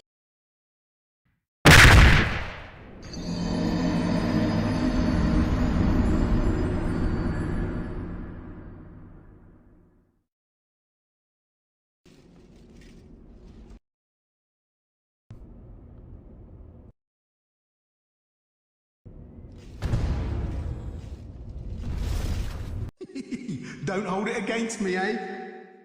Take your time starving to death. Then I'll sell every last trinket off your corpse.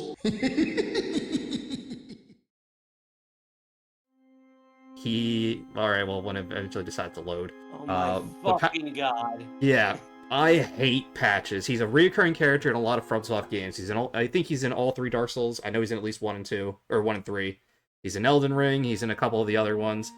And he's just the fucking worst. I don't care what people try to say. In Dark Souls 1, you meet him in like this bone cavern. That's the best way I can describe it.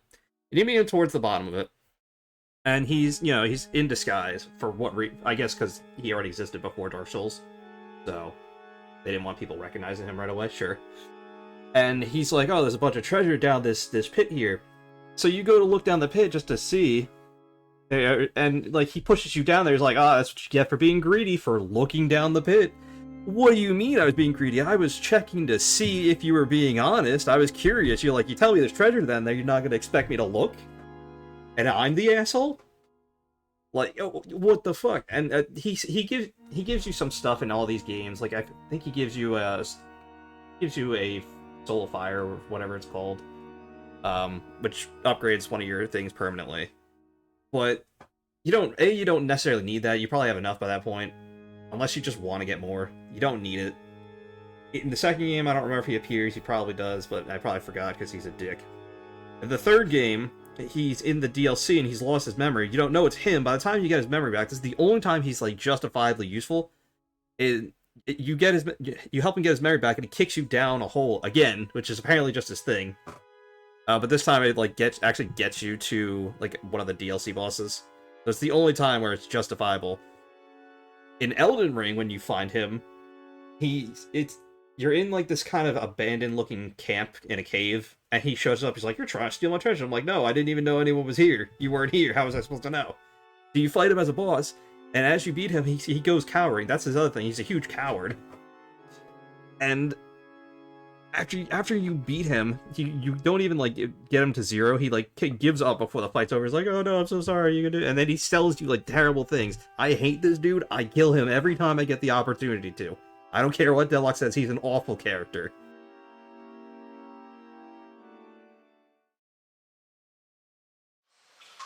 Bald ass motherfucker. So my experience with Patches is, I knew of his existence in Dark Souls 3 and kept him alive because I knew he was a shop of some sort. So I just left him there.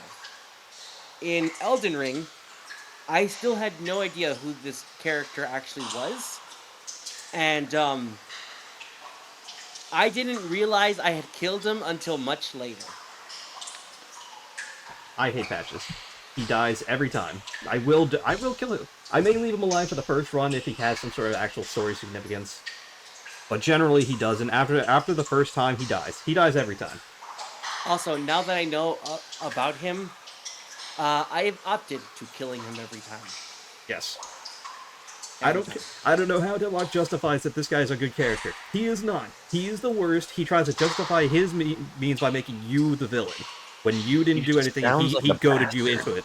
He is. He's a huge son of a bitch, and he blames you for everything that he tricks you into doing. This is coming from an actual bastard. This guy's a bastard. Yeah. That's just the worst, and I don't care what anyone says. Yeah. Disgusting. Yeah. Well, it's a shame. It's a shame you can't patch his personality. Yeah. Spit on him. Anyway, getting away. I know. Peter's not the biggest Souls fan, but this guy, I hate this dude. He deserves it. I almost left him off. I'll just nod and agree because I don't know. Well, you know, I told you so. Now you know. Education. He's not even a hard boss fight. He sucks. All right, I need to calm down after that one. But I'm going with maybe a bit of a hot take. This is my second possible hot take. But you know, there are characters that are just unnecessary that they try to make necessary, and it gets nothing accomplished. I think we can agree that is a thing that happens. Whether on purpose or on accident, it happens. And this character, at least in his game, serves next to no purpose and was very forced into it, both narratively and as a boss, which was unnecessary in that case. I'm going with the Commander, aka Abraham Tower, from Shadow the Hedgehog. Come here, you devil. Hold still, you devil!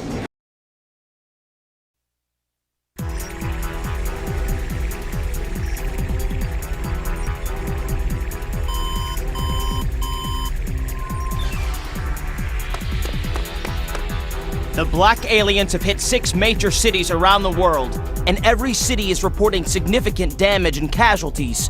Among them, Westopolis has received the heaviest casualties due to its weakened defense system. Downtown Westopolis has been almost completely destroyed. Unconfirmed sources have also reported seeing a black hedgehog in Westopolis. Shadow? Deploy the troops now! And if you find Shadow with the Black Aliens, then kill them all. But sir, isn't Shadow on our side? I gave you an order, soldier. He's evil and he's the enemy. You can't fool me, Shadow. This time, you're mine. Well, he actually says, stay still, you devil, but he's so unnecessary in that game. He serves next to no purpose in the plot. His connection to Maria is so paper thin that he was born on the colony ark, okay, by accident, because one of the scientists got pregnant and he was just born there, so, okay, whatever, understandable. But space gets lonely. Yeah, and it just doesn't, he serves no purpose. He saw Maria get shot and he hates Shadow. That's about where his whole story goes and ends. I thought for the longest time he was like Maria's brother. No, I misunderstood the plot. He was just her friend. They're not related. He was just on the colony and saw her got shot and blamed Shadow for it.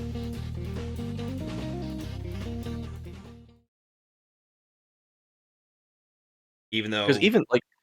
Because I don't even think he knew who Shadow was. He saw Shadow being brought to life shortly before the military invaded the colony, and then just happened to be around when Maria got shot and equated the two. Yeah, I went into the wiki last night. Apparently he just thought Shadow was a disgusting freak.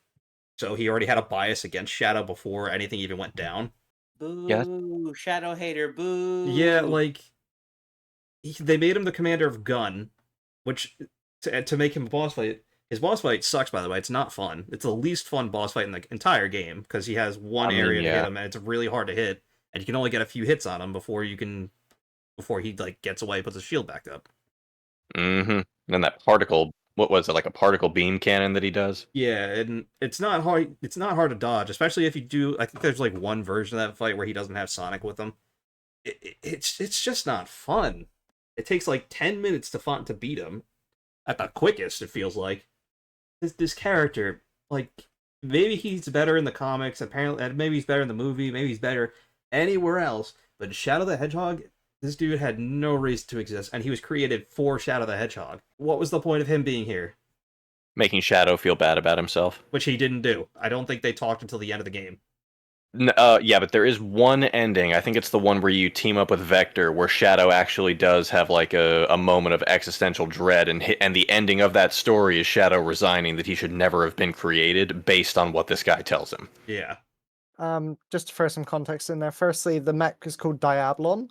Secondly, in the movies, he is replaced with a different character with the same name and same kind of role, who's like a bit more of a nicer character. But thirdly, in Sonic X Shadow Generations Dark Beginning, the prequel shorts to the game, he's actually like mellowed out to Shadow as a character, and he actually helps him get back to the space colony arc. All right, so they gave some development a little bit. Yeah. That's good. Well, it's kind of like mostly off screen, but you know. Well, then that's even worse. That's what's. I do have to say, as a Latina, I love Shadow. And him being a Shadow hater, is despicable. Get him out of here. So I think we can unanimously agree this fucker belongs here. Sonic, I love Latinas. I kind of sit in the middle ground with him. I see what they were going for. I don't think they executed it well enough. No, he's one of the worst Sonic characters. And if he I think he could be really good with like enough rewrites, but yeah, like the writing was there. I think if they made him Maria's brother, like I initially thought, then I feel like that's at least like better reason for him to hate Shadow. I think it's fine on the friendship level. Like if they're like, you know, he was her best friend, and then she started hanging out with Shadow, kind of thing, and there's like a jealousy there from the get go. Yeah, maybe if they just wrote it better in the game, I would have liked it better. Yeah, like, you know, you could have had him and Maria be like childhood best friends. They both went to the Ark together. Like he, you know, gave up like his normal childhood to go up with her, even though he had no medical reason, unlike her, to go up there. Yeah. And Jared was just like, yeah, fine, whatever. You can take your friend Maria. When we do the top Sonic characters, you will not see this guy there. That's all I'm saying. Well, let's move it on. I'm done with this disappointment. By the way, that was a good Shadow impression. Oh yeah, I've been practicing during my during my Phoenix Wright recordings with Deadlock and MJ, and I made one of the characters have Shadow's voice. That was pretty good, yeah. That was good, and you should feel good. That and my JFK, I've been practicing. Which is funny because that's kind of what the president in Shadow's universe looks like. I do not agree with these hedgehogs. They are stealing all our Chaos Emeralds. To be fair, the president does actually like the hedgehogs. He's got a photo of Sonic and Shadow from SA2 on his desk. Mm-hmm. He does sound a little bit like JFK, but not quite. He's just kind of like generic American president, though. Yeah, true. Anyway, moving on. Yes, moving on to the next disappointment. Next forgetful person. This case is not as nearly interesting as the others. It's Lavan from Dying Light 2, and again, no surname, just Lavan.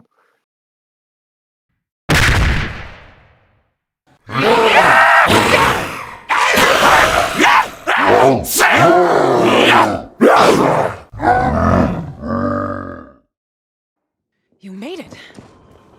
Hey, it's good to see you too. Don't ever fucking do that again. Hey, where did that come from? You owe me one. Smells like my sneakers nearly tore off trying to get to you. I'm sorry? Sorry. I thought I'd be scraping your guts off the fucking pavement, and you're sorry? Juan, I don't believe it. You were actually worried. Shut up! Like I said, you owe me. My sneakers are ruined. I can literally feel the concrete scraping my feet. We need to get me a new pair.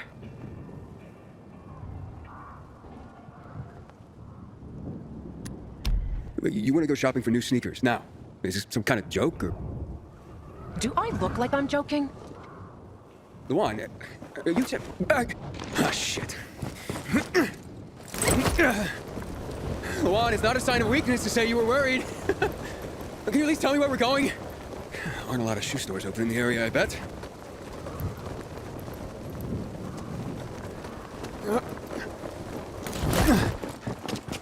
There's a place. Some of my old stuff might still be there. I thought all your stuff was at the fisheye. But I guess that's not where we're going. Just shut up and follow me.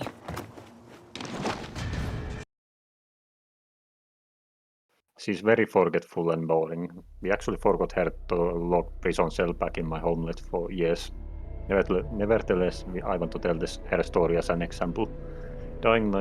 She's in Dying Light 2. Dying Light 2 is a sort of failed sequel to Dying Light 1 that is set in a world where Harran virus took over the world. Harran is the city from first game and the apocalypse was curtailed there. It is a zombie apocalypse, but these zombies are a lot more threatening than the ones from Walking Dead. There are different variants and mutations which give them dangerous abilities. Dying Light 2 is set 22 years after humanity fell. On the outside, Lavan is nothing special, just your average hardened survivor. At that point in this universe, it requires actually comically a lot to survive, as zombies know how to parkour or simply leap on top of few story buildings. This is a former GRA operative, which is an organization that caused the outbreak to actually spread. But despite the game trying to push you to like her and to think her as this battle-hardened survivor, she feels more like a caricature of an actual person. The game, she has moments that are portrayed as cool, but they are not enough to make up for how shallow her motivations are. She's often throwing around cringy one-liners and does not really think before entering combat, which is really weird considering she's supposed to be from an operative to secretive organization. Is very generic in this matter, very boring. She also acts like a rebellious, angsty teenager this far into the apocalypse still. Keep in mind she's supposed to be around 40s. She throws fits and runs off sometimes and you have to go after her, which makes for very tedious gameplay. The story was already first game's weakest point, and it is definitely a weak point for the second one as well. Most of the interactions with her feel like it's all the clichés that could be associated with such a character. Potter's backstory, she supposedly has a sad backstory. There's not much to be told. Don't they all have sad one after 22 years into the zombie apocalypse? It's delivered very clumsily, often through awkward dialogue, and that it fails to create any real connection. Instead of feeling sympathy for her, you feel like you're just ticking off boxes in the gritty character arc checklist. She can die in the ending depending on your choices, but all the endings are rather lackluster in the whole game. Only one that feels where something was accomplished is the thing that happens is half the city gets blown up by old missiles. The city that is the playable area, and that is the one where she actually lives. There's another hidden ending where she lives, but that's much harder to get. Yet you won't do this ending to actually save her. You will do this because you want to watch it all burn after slogging through the game. I might have burnt the city myself. Her character stays constant throughout the whole game, and your relationship with her as player character stays about the same. The problem with her is that she is a character who's defined more by her rough exterior than her actual character development. It's a walking cliché and a caricature. The angry, tragic, supposed hero who's more about attitude or showing off than actual development or meaningful substance. It's very tedious, annoying, and even boring to deal with. It is easy to forget. Let's just end it like that.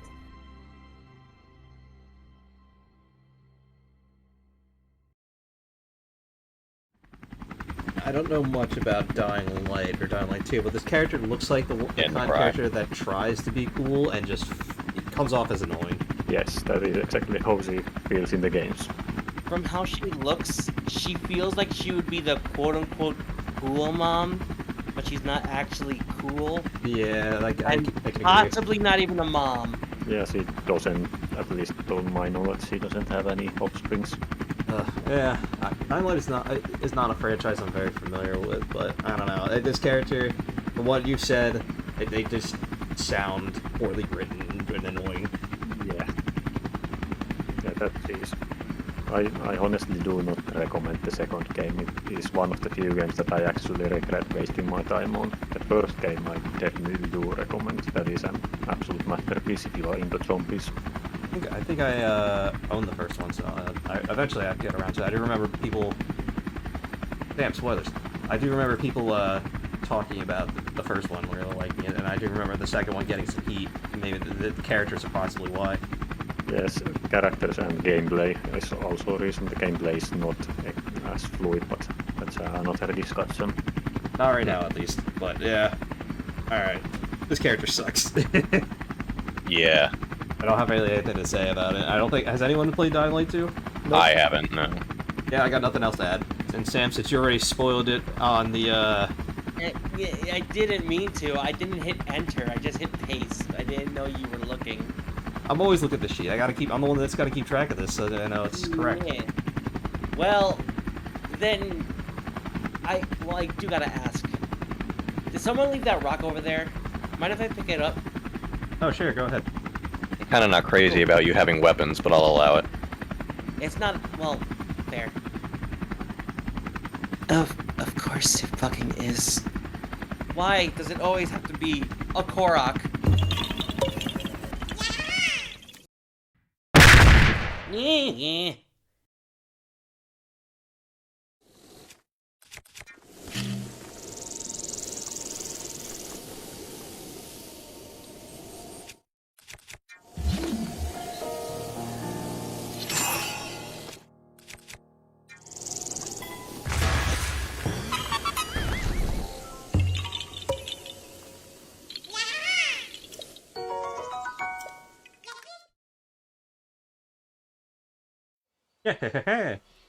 You So- found me.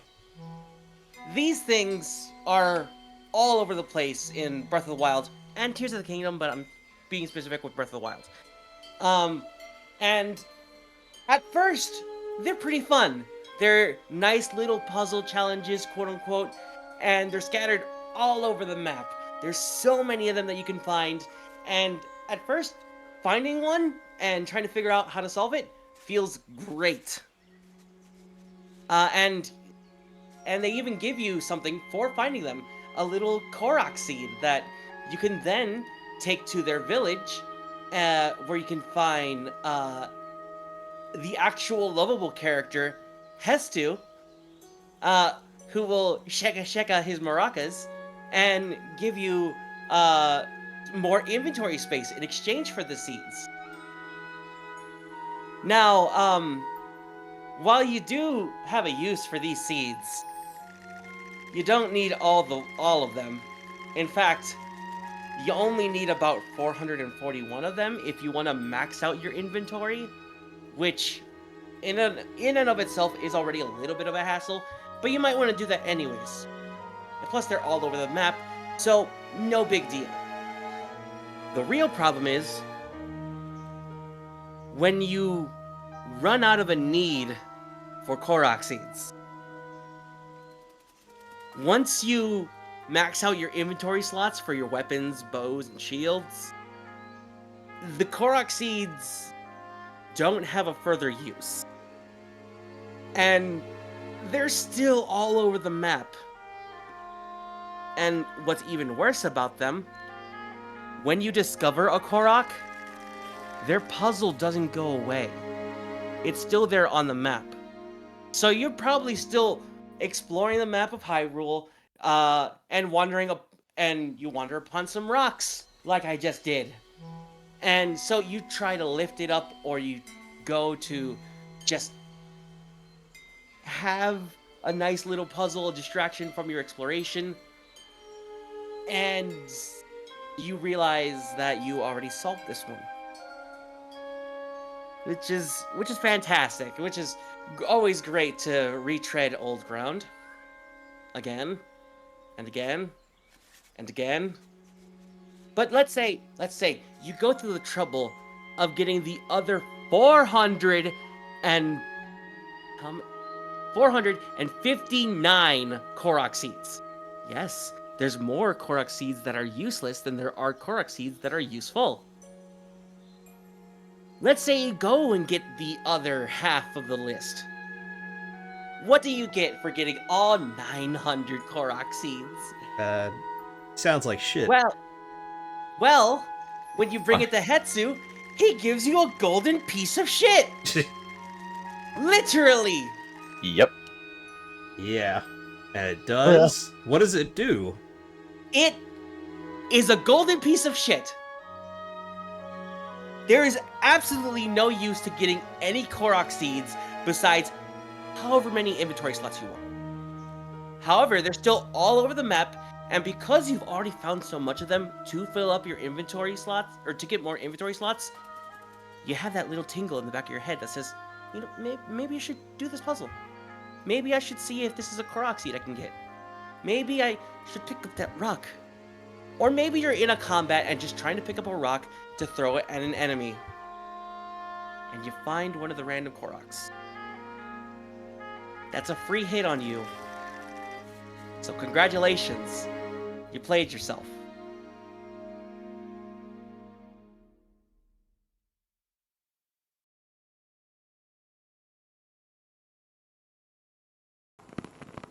Not like these guys.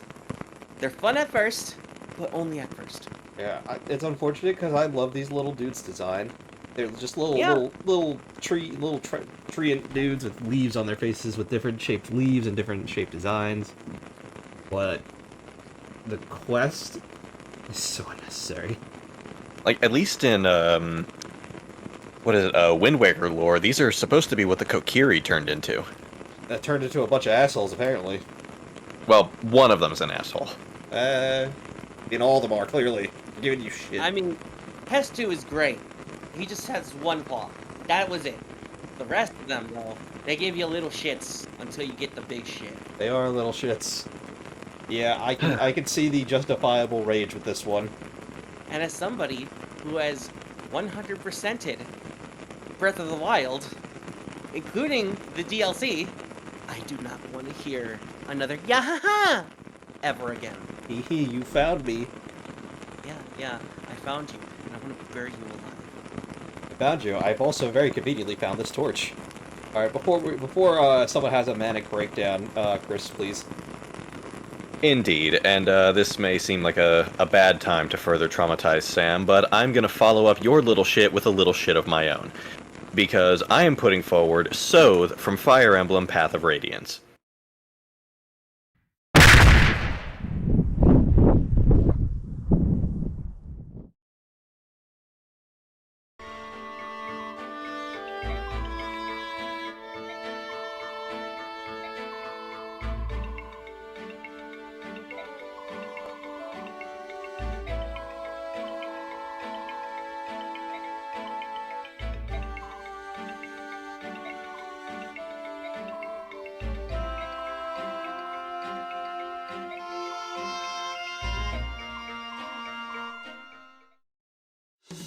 I need to specify the Path of Radiance incarnation of this character, because the Radiant Dawn version is actually useful in the early game in Part 3 before he gets eclipsed in the endgame. I hear that Radiant Dawn's version is a lot better. But he's not in jail for what he did as a young adult. He's here for his transgressions as a child. You first meet Soth in Chapter 12, during a passive conversation when he stows away aboard your ship. You then have the option to recruit him, and then regret that decision when you wonder down the road why you're letting this young urchin consume the resources that would be better spent on productive units in the army. He's a thief, one of only 2 you get in this game, which at a glance sounds useful. However, Volk, the other thief you get 2 chapters prior, starts off better and has better stat increase odds as he levels up. Additionally, and this is the big one, Volk promotes from thief to assassin via a support conversation in the 3rd act. Soth, on the other hand, never promotes. He stays a thief, meaning as the game progresses, he becomes more and more obsolete as the enemies become stronger and more numerous, forcing you to divert other, better units to help him survive. I feel I need to point out again that he's decent in the sequel, but given his bratty personality and his overall lack of contribution to the cause, a casual player would be forgiven for wishing they'd simply grabbed him by the scruff and tossed him overboard when they first met him. I already struggle with thief classes because usually their strength is not better, so they struggle a little bit. Yes, and unlike Fire Emblem Awakening, thieves in Ike's games, they don't use swords, they use knives, which are even weaker. Jesus, so yeah, this is even more unforgivable. This guy would fall off so quick. Yeah, the other thief you get, like just as a consequence of the main story, he becomes an assassin. He eventually gets lethality as a skill, and he becomes extremely formidable, possibly even endgame if you choose to include him in your party, and still retains the ability to unlock doors and chests. Soth can do that, but he never powers up past the level 20 thief, so more like around the point you get halfway through the game, he's getting 1 or 2 shot killed by almost anything on the field.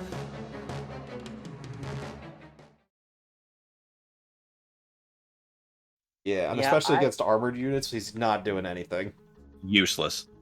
I used Volk occasionally. I didn't get the chance. I didn't I accidentally did not get him promoted because I didn't realize that's what the 5,000 gil was for. Oh, yeah.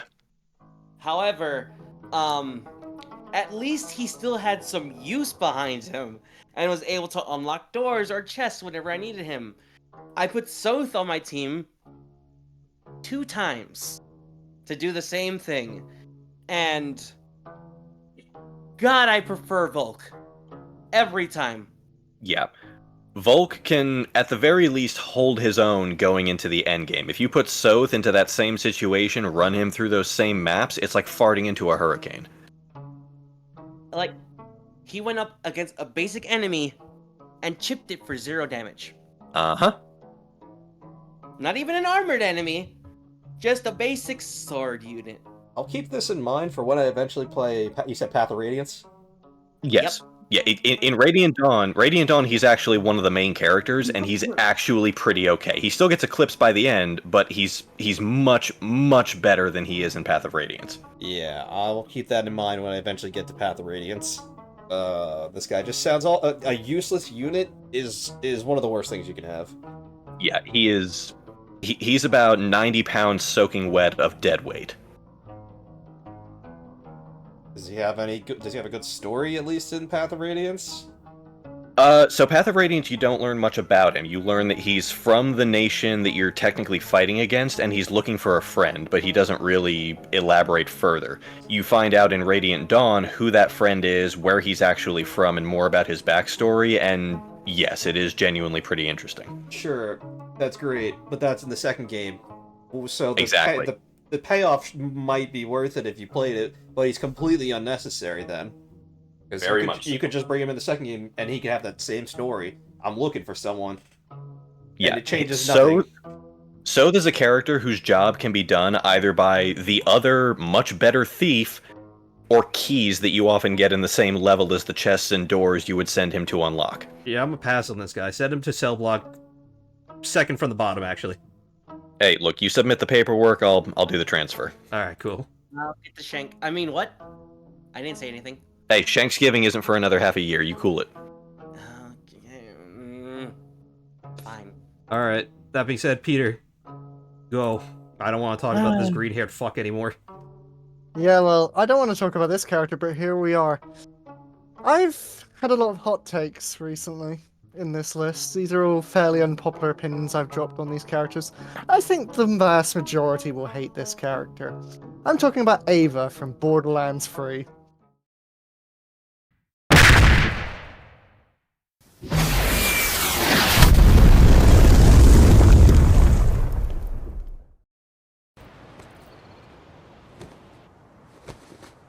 Cool if I take this.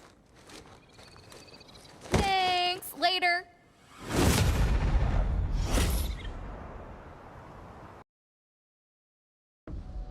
Oh, is this what the enemy female protagonist? No. Oh. So, Ava. Some people would compare Ava to Scrappy-Doo. But let's be honest here, that's insulting Scrappy-Doo.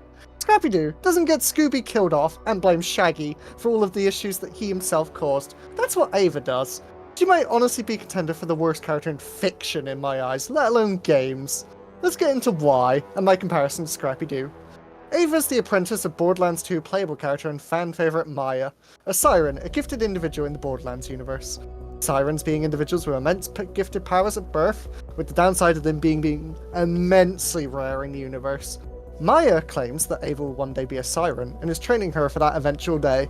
Maya sacrifices a lot of her time in training Ava, when she could be helping with the threats to her other allies instead. So what does Maya get for this investment? Killed by Ava's actions. Son of a bitch. Ava disobeys Maya's orders to remain behind when she goes with the Vault Hunter, the playable character of choice in Borderlands 3, to go to the Forgotten Basilisk to face a Vault monster. Maya's ordered Ava to stay with Lilith, a fellow siren, playable character in Borderlands 1, and a fan favourite since Borderlands 1. Lilith reports to Ava missing during the gameplay segment to the player character. With the Vault monster defeated, Ava shows up, leading to Maya scolding her. Troy and Tyreen, Calypso, main antagonists, and also sirens, appear after the vault is looted and take Maya hostage. Maya attempts to bargain for Ava, using Sorry, can I repeat that? And also Take Ava hostage. Jeez, I can't even talk about her. She's that repulsive. Take Ava hostage. Maya attempts to bargain for Ava using Troy, but Troy leeches her, killing Maya. Ava gets Maya killed by her actions and choice to disobey the orders. Ava then acts like an insufferable demon child. She blames Lilith for going after the vault instead of the two twins, when the entire situation wouldn't have happened, and Maya would be alive if not for Ava just tagging along. Her choice. Nothing to do with Lilith. But, oh, we get to listen to Ava scold Lilith. Isn't that exciting? Personal responsibility, what's that? The player is then forced to comfort Ava, who continues to be disrespectful to Lilith after, so what's the point? You don't get to, like, change her mind and make her realize the error of her ways. You just gotta roll with this character and what she wants. Troy gets killed by the player character later, and Maya's power goes to Ava. She literally gets rewarded by the story for causing the death of fan favorite Maya. So when she becomes a siren, and if this wasn't all bad enough, Lilith then bends over backwards to give Ava even more rewards for her atrocious actions and attitude, giving her leadership of the Crimson Raiders, the franchise's main hero faction, to a literal child whose only decisive act in battle was to get her mentor killed. And then Lilith goes off to die. So two fan favorite sirens get killed, and Ava gets handed everything by the story. Express my rage! It's one thing to make an awful character. It's another that the entire narrative rolls over backwards to reward her for her atrocious actions. No consequences, just rewards and rewards. Player character sympathy forced upon her. Siren powers for getting her mentor killed, and the leadership of the entire military faction. One character can truly ruin an entire story campaign, and Ava is proof of it. I've called some characters developer pets before, but Ava is someone's self-insert or dream character, because the main storyline of Borderlands 3 rolls over it backwards to give her everything, despite her easily being the most rage-inducing quote-unquote hero character I've ever seen in my life. No amount of, she's just a kid, of course she's emotional, is a defense for the story literally rolling around in mud to reward her. I need to move on. This character might actually drive me mad if I give her more focus. Sincerely hope no other character has ever awarded this poorly written story in fiction again. Actually atrocious to sit through.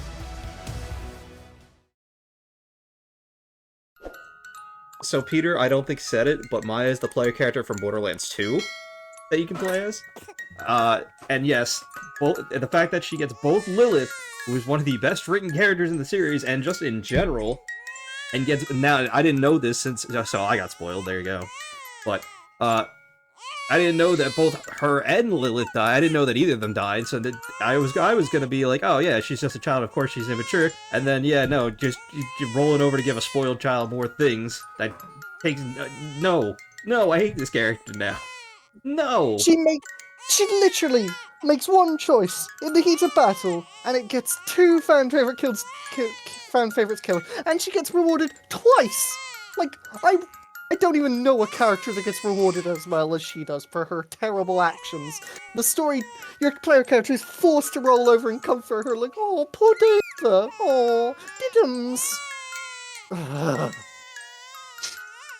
Like, I can usually excuse child characters. There's some I really like. You know, there's some good, well-written child characters. But my god, Ava, I've never wanted to throw a character out of an airlock.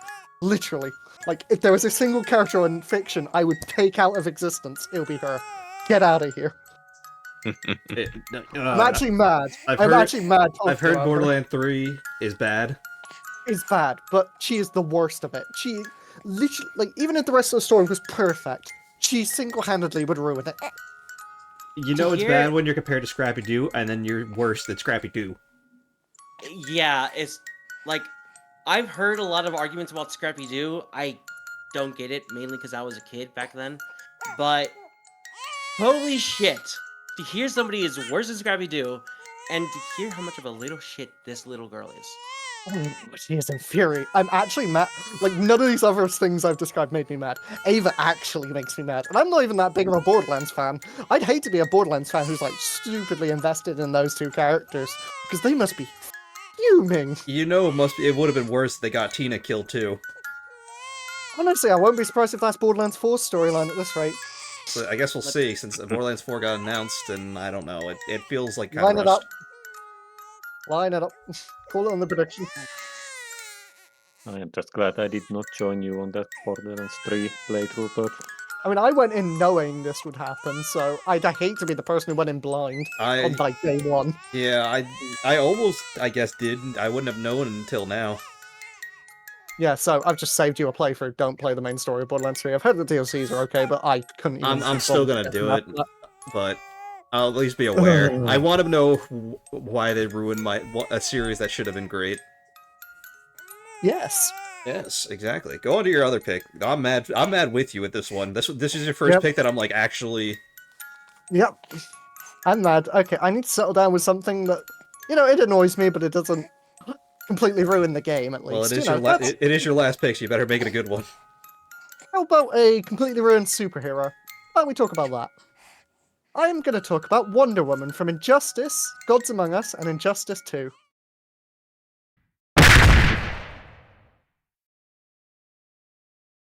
Yes, they are. I knew your lasso wouldn't hold you for long. You were offered amnesty, Deathstroke. You should have taken it. And missed my chance to battle Superman's rebound girl? How dare you? I'm an Amazon. An obsolete race with predictable techniques. Give me a real challenge. Surprise me. Wonder Woman, the DC hero that can't catch a break, it seems. Her first movie, it's a discount Captain America 1 at best. Second movie, it was so embarrassingly bad, it's a shame it somehow got released. The video adaptation for her got cancelled, and its studio was shut down recently. You get her depiction in Injustice, which, yeah, sure, Injustice is edgy. Its premise really starts with Edgefest Superman killing a child, but Superman at least has some justification in his actions. Joker tricking him into killing his one true love, Lois Lane, and his unborn child would drive most people mad. And he does regain some sanity going into Injustice 2, but Wonder Woman? She's depicted as a psychopathic simp for Superman, who again is grieving the loss of the woman he loves at his own hands, never mind the death of his and Lois's unborn child. Wonder Woman is depicted as quite possibly the most evil character, excluding actual villain characters like the Joker in the Injustice universe. It says a lot that Harley Quinn walks out the second game with a higher moral standing somehow. By the end of Injustice 2, she's an exiled sister of Themyscira. Even the Amazons abandon their champion. Even her ending shows there's basically no remorse or regret for what she does or who she supports. Claiming with Brainiac dead, she will reinstate Superman's regime and oppose those who stand in the way, even directly calling for a bow of force for the Amazon people she came from. No respect for where she came from. Superman might be evil, but Wonder Woman is practically psychopathically evil in this universe.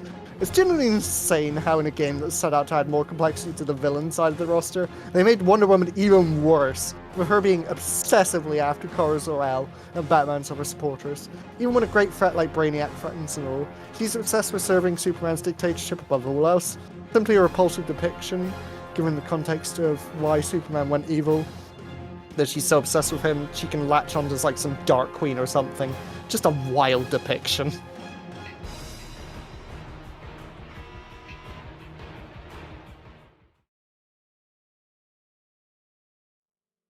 Every version of Injustice Wonder Woman that I've seen, she's just the worst. Like there's one Injustice movie. She basically enables. I mean, that's what she does in all the Injustice versions. She enables Superman, gaslights him, and then in the movie, at least that I watched, she is like, "No, you're going too far. You killed innocent people. It was my idea, but you're going too far."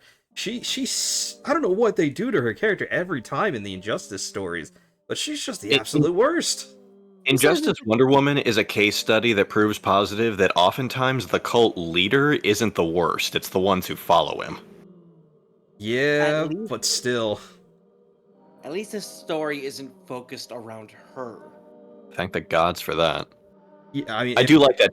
Not I do like that her, cheeky line from the first game, though, where I think you're playing as Deathstroke, and you go to fight her, and she says that he should have accepted amnesty, and he goes, "And missed my chance to square up against Superman's rebound girl."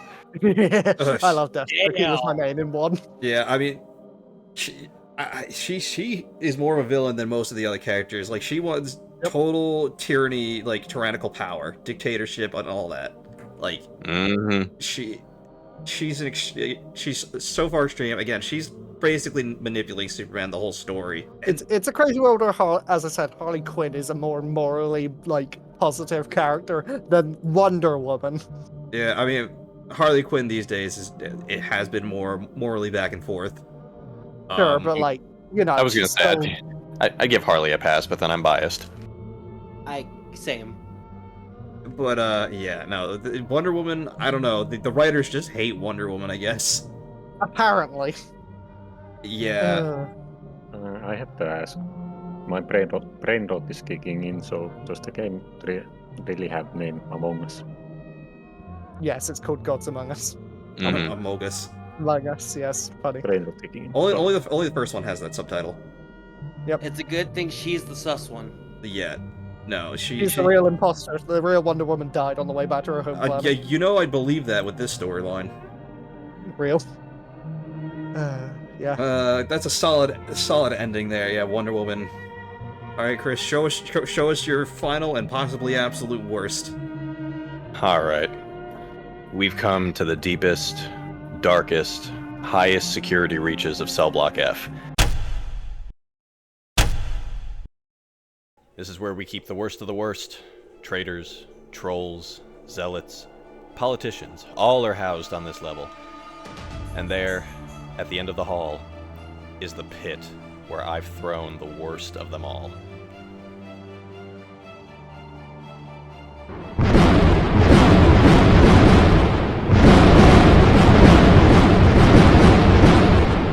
Mindy, from Pokemon Diamond and Pearl.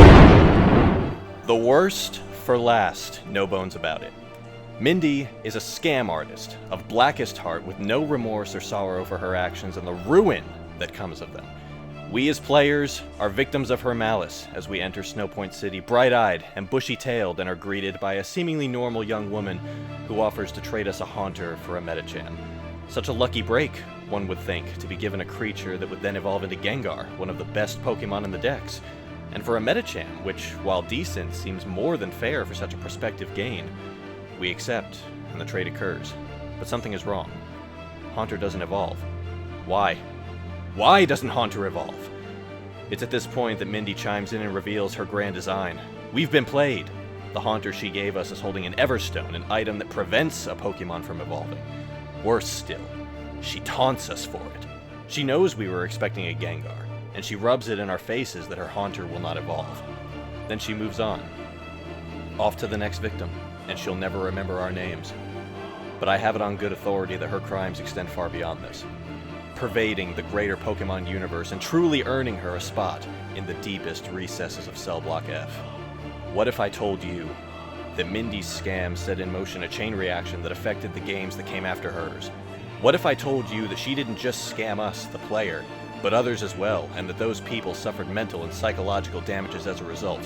What if I told you that Mindy, yes, this Mindy, is responsible for the absent-mindedness of a certain aspiring Pokemon professor, the obsessive optimism of a certain young rival, the incompetence of a certain charismatic champion, and yes, the sheer lack of character of a certain league committee chairman? What if I told you, friends, that Mindy and her heinous Haunter scheme are responsible for it all? What say you? My God.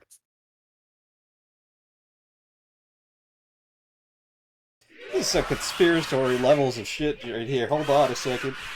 But actually, in all reality, fuck that bitch. Yeah. I'm sorry, I'm trying to not laugh through your entire monologue there. That was gold. Did you have that? No, well, you couldn't have had that written because you didn't know who we were gonna pick. So get this. I had Mindy on my list, but as you guys started throwing more and more shit of characters from Pokemon, I'm like, I'm working this into my narrative right now.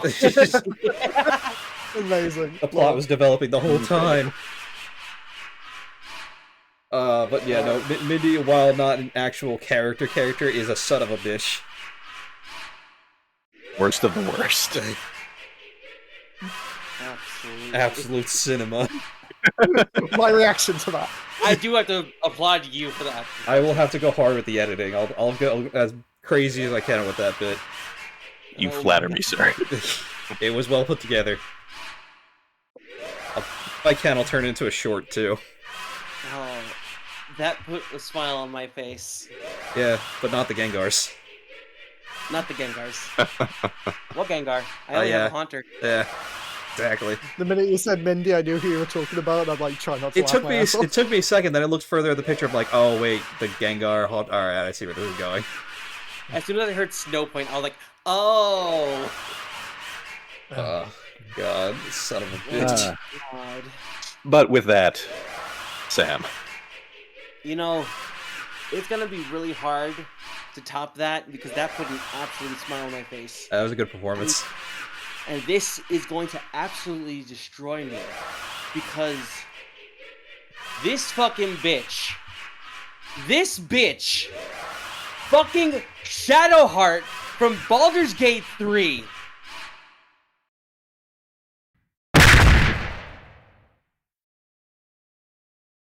I'm not sure this is a good idea. Oh, it's going to be like that. I love strong women. They make the best servants. I couldn't help but overhear... Well, alright, I could have helped, but didn't. Mighty booyog. A goblin healer. We really are desperate, aren't we? I hope so. Good night. Oh my god! She is the absolute worst cleric I have ever run into in all my years of TTRPGs. She is such a racist, xenophobic bitch that does not want to change her ways. She is an absolute zealot to the point where she, for some reason, I don't even care for her story, got rid of her own memories so that she can be a devout follower of Shar. You know, one of the evil gods. Because why the fuck not? Why not just get rid of your past? Get rid of everything that is to know about you and just follow this goddess that wants nothing but pain. They want people to suffer. And what's even worse, you can't really force her off your team. You save her on the ship, and if you choose, and no matter how hard I try, I cannot kill her on the ship without adding her to my party first.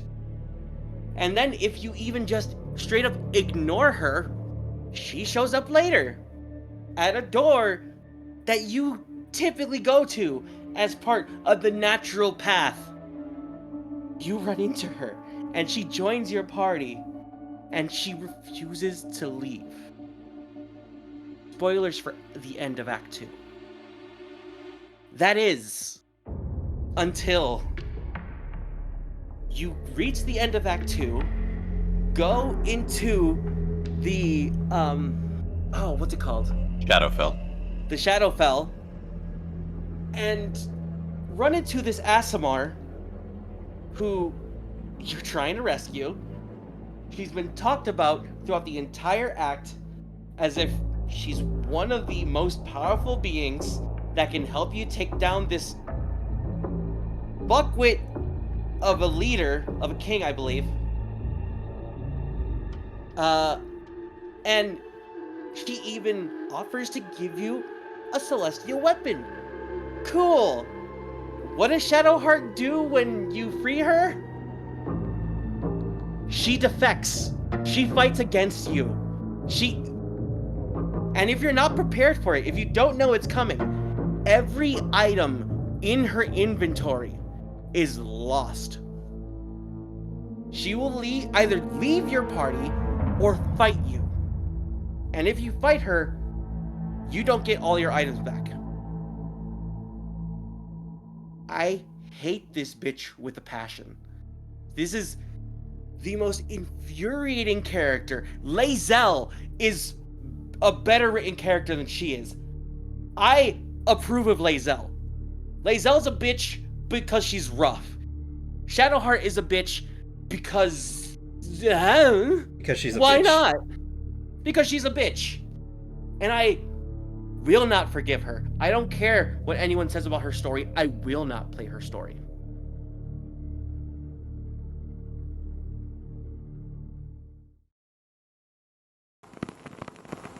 Well, all right then. This is basically my same crash out with Patches.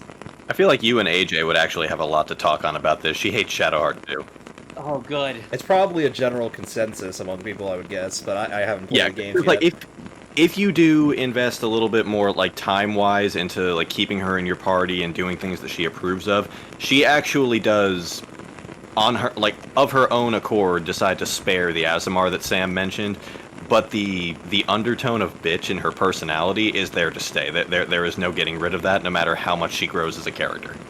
And at least with Lae'zel, it's understandable. It's fun. She plays into it even with her relationship. Shadowheart? She doesn't even have a name. It's just Shadowheart. Well, you actually learn it if you complete her story. I don't care. She can be called bitch for all I care. Based on what you've said of her in your mind, I'm not entirely sure she isn't. Pure loathing, I feel it. Alright, Barma, hit us with your last one. Yes, I will. The last battle, I have one more story to tell from lands far away. First, I thought this would be unorthodox, but hearing some of the stories around this staple, it is not that unorthodox. It's Carl Merchant from Dead by Daylight.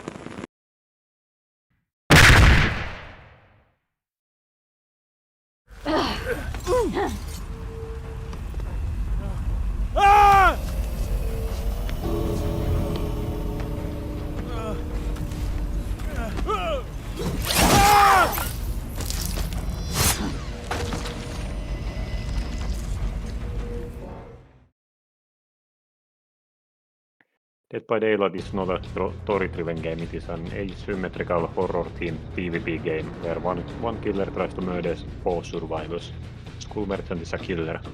Game licenses a lot of different characters but also creates their own characters, and Skull Merchant is one of their own. There's some lore about DPD, its universe and its character, but that is mostly ignored as it is not the main point of the game, and yes, but I know you are angry at this statement. Alright, on to the character itself. Probably wonder how a character from such a game would get on my hit list. Well, simply because everything about her sucks. She has bad unenjoyable gameplay as her or against her. She has bad design and her lore is nonsensical. She also at one point in time managed to create one of the worst metas for the game with her power alone. I will address these points one by one. Gameplay. Like I said, her gameplay against her and as her ranges from bad to horrible. Her power is centered around drones that negate areas. Those areas are circled by lasers, and if hit by one, you get tracker shot at you, and further exposure causes injury. Skull Merchant can track chipped survivors. Drones can be shot down by sneaking next to them and interacting. Area effects in a game which has large RNG factors are already bad enough, and especially when those areas are massive. Her drone areas are massive. This game's worst offender in the area denial category. Also the fact that she can track you anywhere if you are hit. But these drones are not fun to use as her either. They are very clumsy and janky. Certain areas will refuse to host them due to weird collisions or hitboxes. Nothing in the game informs you about where you can actually leave your drones either. You cannot leave them around several objectives. Game does not tell you this, and you can many times leave them accidentally on bad spots where they are immediately disabled, which is very hard to tell because it has very lackluster animations. Right. I forgot to mention that she used to be able to hold games hostage with the drones until servers automatically killed you. That would be 1 hour. This has since been fixed and her character was nerfed to ground because of it. Not fun gameplay at all. Design. I'm not the one to usually complain about design, but she has an awful design. She was marketed as this cool new technically advanced killer with focus on robotics. What we got was a lady who was fucking styrofoam mask covering half her face. It's so ridiculous, you really have to look at it. Of course, the game has cosmetics that are paid for with in-game currency or money. Her only decent cosmetics are Gooner cosmetics. Yay, lovely. Did I ever mention he has very broken walking animation? He looks like a robot trying to moonwalk forward while walking. It looks very off. Lore. Lore is secondary in DPD, so we don't have high standards, but oh boy, is her lore nonsensical and fucked. It's more of a personal power fantasy of some depth than actual cohesive character background. Her background is that she literally gets inspired to become a serial killer from a manga that her father wrote. She's a Brazilian of Japanese ancestry. She was said to excel at everything, be it in school subjects or musical instruments, so in short, a Mary Sue character. She was a self-made millionaire at age of 18 with only high school degree by selling fucking manga in internet store. Gets even worse. Then she found those mangas her father created. She was inspired to start murdering business owners, CEOs and whatnots from those fucking mangas and to simply steal their positions and sell the companies for profit.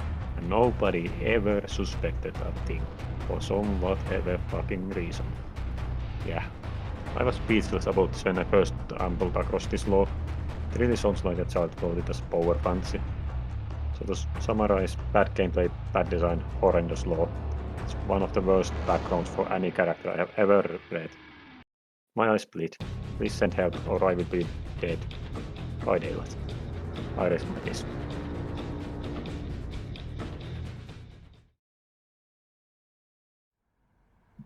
I'm surprised behavior made somebody worse than Legion. I'm not very versed in this game at all, but that certainly sounds like a compelling case. Yes, she is very hated by the community. Yeah, I can't really say much more than Dharma, except for literally today they just announced that her powers getting reworked to have actually like a fun gameplay style. So, hooray! This video may already be dated. I will also mention she was so bad and hated that they literally like killed her kit entirely to make her basically kill switch to the point she can't really get kills. Yeah, until they fixed her. So there you go. That's the thing. Well then, I guess I'll wrap things up. And you know what? I'll be honest.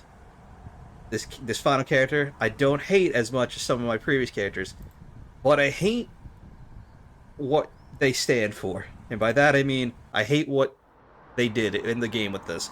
So this is from Rayman, the first one, Mr. Dark.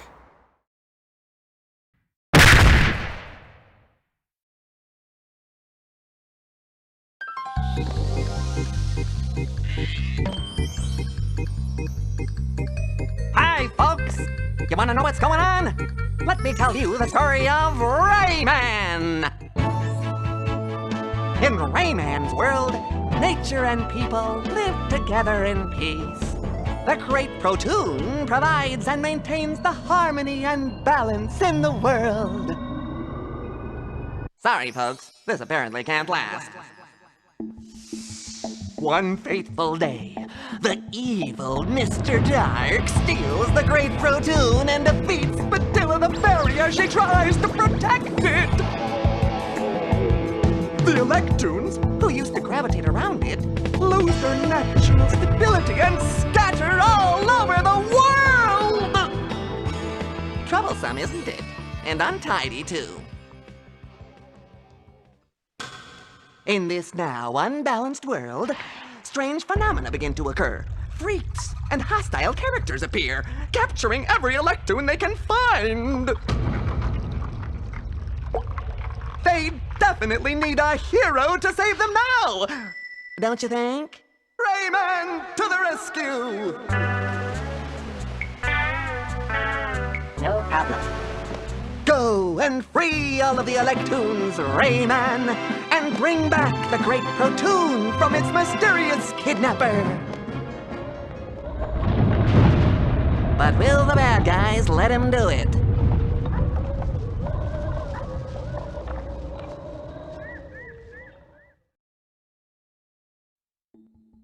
Now, obviously, he kind of plays your villain role. Stereotypical villain, kind of. You have to free these little pink dudes they call Toons, ease and capture them. That's kind of the whole plot. You got to go through each level. It's an old platformer. There's not much story to go to it. So you have to go through. If you beat the game and don't free all of the Toons, I always forget. I can't remember what they're called. They're so weird. It's a weird name. Regardless, whatever. The little pink dudes. I'm just gonna call them little pink dudes. You have to free them from their cages. You get to the end of the game before you have to go back and get all of them. And they're hard to find. So you go back through the game, go through all of the levels, free all of them all you know, through the process. The game's hard, by the way. It is, the first Rayman game is very hard. It took me a while to get through. I think, Peter, you sat through some of it. Yeah, they're called Electoons, by the way. Electoons, okay. I could never remember. So, after you go through and get them, you go to your final boss. You've been waiting this whole time to get to him. You have to go through his stages, and he's setting all these traps and stuff to go through the way. You have to run away from Dark Rayman a la Shadow Mario style or stuff. You finally get through all his stages, then you gotta fight his... chimeras, which are 3 bosses mixed of the previous bosses in the game. Okay, let's take him out. You fight him, you beat him, you're getting ready, you finally take out the last one, you're ready to fight Mr. Dark, and the game ends. Mr. Dark just fucks off. You don't get to fight him, you don't get to do it, he just leaves. Okay, bye. Pretty much. It's very anticlimactic, it's very anti-satisfying. Bruh. And it doesn't feel like a conclusion. You could have taken him out of the game and had the bosses you fought throughout the game be the reason these guys are in cages, and then still fought the chimeras at the end because of them trying to mix their powers or whatever, and that would have felt better. Mr. Dark had no reason to be there. And the fact I can't believe they didn't get DLC. Yeah, and then he just fucks off at the end, and I think maybe in one of the newer, quote-unquote, newer Rayman games, I think either Rayman Legends or Origins he pops up in again. But before that, he hadn't popped up for like 10, 15 years. So, this dude just, he causes he captures them all, you're getting to them, it's just so anticlimactic, the fact that he just fucks off and the game ends. It sucks. For a very hard game, you were so hard to get through. When you finally get to the end, you found out you had to go back and get all the collectibles to beat the game. Then you finally get to them and you're like, alright, I want to beat this guy, because at least get the satisfaction out of that. And you don't even get to fight him. What a prick.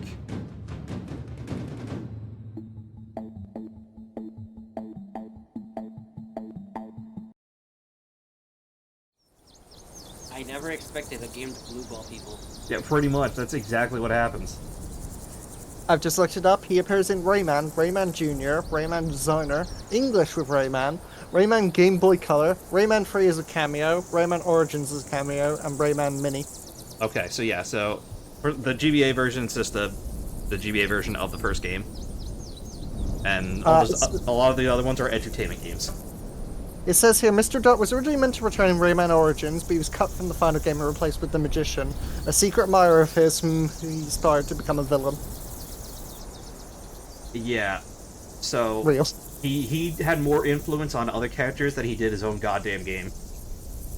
That's kind of unfortunate. Yeah, like, this character, I hate him. Like I said, especially with how hard the first Rayman was, and you get all the way there, you don't get to fight him, it's such a son of a bitch move. The fucking Rayman devs, fuck you, Ubisoft.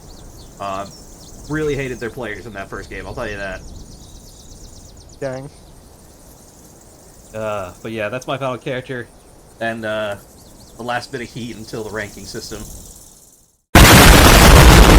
So, this time, I mean, I guess we'll still rank the same, but instead of who has the best list, you're ranking who has the worst, and by the worst, it's the best, so whose people you hated the most goes at the top.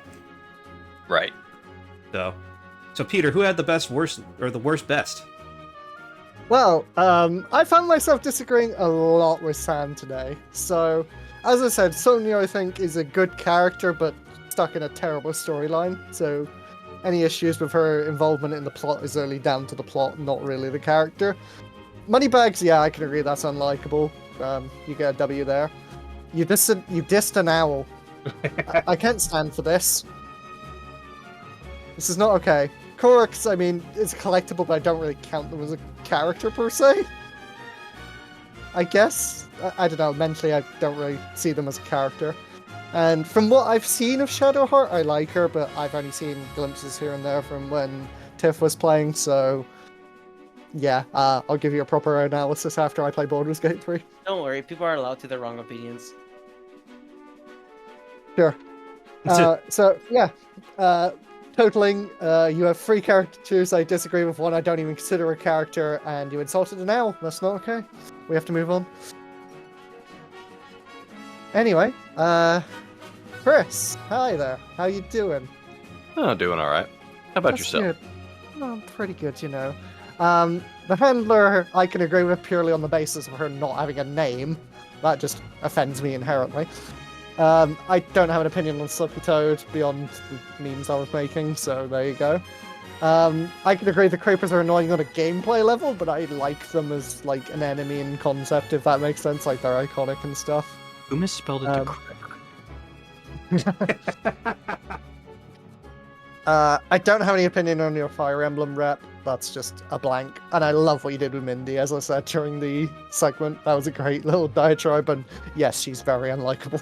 Thank you. Yeah, I got credit where credit's due. That bit was great. Yeah, as a What? King Dark guy, yeah, I feel your pain. As does everyone. It's a very iconic meme character. It's one of the most memorable Pokemon NPCs for the wrong reasons. Mm-hmm. So, that leaves 2. And, Doc, for once you're getting a fairly high ranking for me. I knew I wasn't gonna make it into first with Barma here.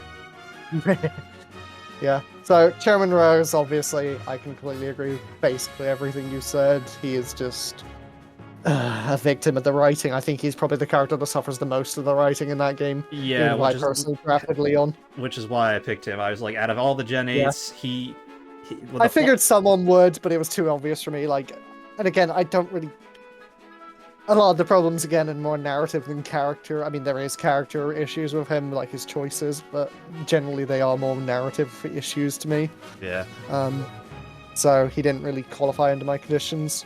Crystal, I don't have a comment on. I don't have a comment on Patches, but I can completely agree on the Abraham Tower commander. He is not the best written, as I depicted in my own little rewrite. On the He's spot. unnecessary, is what he is. He's not even unnecessary. He could be good. You just need to tweak his story a bit, like I said in my little rewrite I had during your segment. There's like some little things you could do to just, give him more motivation and make us understand him as an antagonist for Shadow. Yeah. But here we are. Also, it's interesting him being an antagonist to Shadow in the sense that he's a human and Maria's whole wish was for the good of humanity. So having him as like a parallel of the worst of humanity could be interesting. It could have been, but it wasn't. But they just don't listen. They don't lean into that, sadly. And yeah, as you say, Mr. Dark, like, what were they waiting for a DLC? What's going on here? Oh god, especially because you watched me, you saw how much I was struggling with the normal game to get to the ending like that, and he just leaves. Oh god. Yep. Just why? Why? So insulting. Especially since he doesn't come back. Like they said, they wanted him in Origins, and they just didn't. It's like, okay. Yeah. So yeah, his legacy is one of just disappointment. It's just a fart at the very end. It's just a fart cloud. That's all you get. Ubisoft was a son of a bitch. I should have put Ubisoft as number 5 for me. Dishonorable mention, Ubisoft. Yeah. Done. Alright, well, that just leaves my friend Barma. Hello. Victory Royale. Yes, you. You are Lonabrico we have heavily discussed in the past. I'm in your shared opinion on there. Bonnie, I remember disliking, and I basically dislike everyone in Walking Dead Season 2, so there you go. Kai Lang, it's the easy Mass Effect choice of a punching bag other than Star Child, so you get a win there. I know nothing about Luan or Dying Light, but yeah. And, I agree with Skull Merchant for the most part, other than this new rework they've just announced, which sounds fun, so take your easy W from me. Very easy victory. I will give you the money after. Thanks. I mean, what? What? Hold on now. We're taking There's bribes. no bribery in this prison. I thought he was Carry on. His criticisms of Leon were a projection. And I'm the one in prison. You guys, we can edit this out of the video, right? That guy's not a tourist. He just stole some tourist clothes. Right, Bomber, hide in the infirmary. I'm running.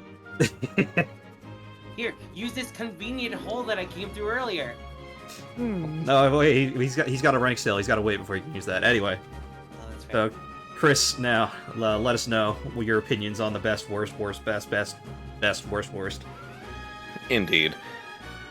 Well, I feel like I've got a unfortunate trend here with newcomers, but Barma, gotta put you as the runner-up. Mostly because I have not experienced a single one of these people. I would love to. I would like to break into this and experience firsthand just how bad they are to further shape my views and further degenerate my view of humanity. However, I simply have not done it yet, and while your descriptions definitely paint a vivid picture of people that I would love to hate, that is unfortunately all I have for the present moment. Unfortunate. From the top to the bottom. That said, they were not bad. Well, they were bad. bad entry. Yeah, they were bad entries, which technically made them good entries. You get my point. It's the best of the worst of the worst of the best of the. The best. You're the a best good of the worst person. of the Welcome. worst. Yeah, you're a good person. Welcome. Bronze medal. I must return in kind to Peter. Thanks. So, Ava, Wonder Woman, and Quinn, I most absolutely agree with you on. However, I was able to pick out too many redeeming qualities for Hao and Leon to really give you anything higher. I knew those would not be popular choices. No, especially Leon, I think. Yeah, well, I'll die on that hill. And you will. Moving swiftly on, next up is going to be Sam. So I definitely agree, though, kind of in the same field of Leon and Hao with Sonya. Yes, she has character flaws, but I'm willing to look past them. Moneybags, Kaepora Gaebora, and the Koroks, absolutely fuck those things. And Shadowheart, I have experienced her story, so I know that there is slight redeeming qualities there. So that is what keeps you silver. Light is not enough for me. Which, of course, brings Doc all the way up to the top. I agree with you pretty much on all counts. Rose is poorly written, Crystal is a case of wasted potential, Patches is a bastard, that is all. Tower is superfluous and unnecessary, and Mr. Dark is a middle finger to the player. Yeah, I kind of went for all angles on this one. And you did so effectively, sir. I congratulate you and award you this gold coin. Yeah, this clearly shows you that you think my guys are terrible. Alright, Sam. Alright, before anything, I just want to note that I came up with my rankings before anyone made any comments. That being said, Peter. Hi. How you doing? Hi. You're wrong. Okay, sorry about it. Sonya has no character. Leon does have character. He's the victim of poor writing. However, I will give you, Ava is fucking stupid. I got mad with you with Ava, I'll be honest. Is really, really dumb. He's not a great rival at all, in the words. The others I'm just kind of neutral towards, with the exception of Leon, who...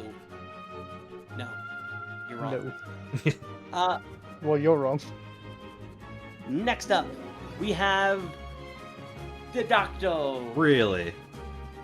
Yeah, because I agree with you on Chairman Rose and Patches. Chairman Rose has very weak motivations, if you want to call them motivations. Yeah, if that. Yeah. Patches is a bastard, I will agree. Mm-hmm. And then everyone else, I'm kind of neutral towards. What? Like, sure, Mr. Dark, yes. Actually, no, I changed my mind. Mr. Dark is also a bastard for not letting you face him. As for Abraham, I don't care. I meme on him, sure. I just don't care. And Crystal, I mean, she has no character. Doesn't mean she has a hateable character. Unfortunately, sorry. That's just where that lands you. Disappoint me this day. However, you are really close to the runner-up with Barma. I'll take it. I don't have any personal experience with most of the characters on your list. However, you were very compelling with both Bonnie and Luan. So I had to give it to you there. The Skull Merchant, I have played Dead by Daylight. I agree. And then for the other two, like I said, I have no experience with them. I'm kind of neutral on those. So yeah, at least you get number 2 for me. And that leaves Chris at the top. What can I say? Fuck creepers. Fuck creepers. Maybe Fuck some recency. creepers. Maybe some recency bias with that one. Okay, Soth is also, again, I give it to you, very worthless in the first game. I'll have to see how he performs in the second game, just for personal taste. Prepare to be pleasantly surprised. Mindy was a great addition to your list. Horrible character, great addition to your list. As for the Handler and Slippy, I don't really have an opinion on them. The Handler is just a neutral party to me, and Slippy is a joke of a character in the first place. So I don't get annoyed from that. But yeah. Well, all right. Moving on. Barma, your first time ranking. Do it correctly. Yes. This will be very, very objective rankings. So, unfortunately, I will have to start with you, Sam. I don't have experience with any of those characters. I have not played Generation 8 of Pokemon at all, but I probably would agree that she's a horrible character because I hate Generation 8. But I do have some memories of playing Spyro, but I don't exactly remember anything about it. It's been 20 years. I don't remember a lot. I don't know what Gaibora is. Your descriptions of actually those two, Gaibora and Korok, were convincing, but still I don't know enough about them, and what your description about Shadowheart actually made me interested about her more. Like as a character, like there could be something in there. You'd probably like Baldur's Gate a lot, Barma. You like the game. Yes. Could be. Don't guarantee you like Shadowheart. Yeah. This is something I have to try at some point, Baldur's Gate 3. Mm-hmm. But yes, moving on. Next up is Doc. Oh, come on. Yes, Chairman Rose, yes, I know enough about him that I don't like him. Bad characterization, I had enough burps rants about him. Gustav, I don't know what Star Fox is too much, but I saw those pictures that were posted, I'm concerned. Should be. Yes, but I forgot who Patches was. Dark Souls. Yeah. Dark Souls. Yeah. Oh yeah, okay. Yeah, Dark Souls doesn't really say anything about to me. He might be in some I other played them. games. He's kind of just a FromSoft character, but I don't know if he does pop up in any games outside of like the Souls series type games. Either way, he's a prick. Yeah, I'll agree from your description that he's a prick. But other than that, I don't know enough about him. And same goes for Abraham Tower. Don't know enough about him either. It's okay. We don't know enough about him. I can teach you about Sonic Barma, don't worry. Oh no.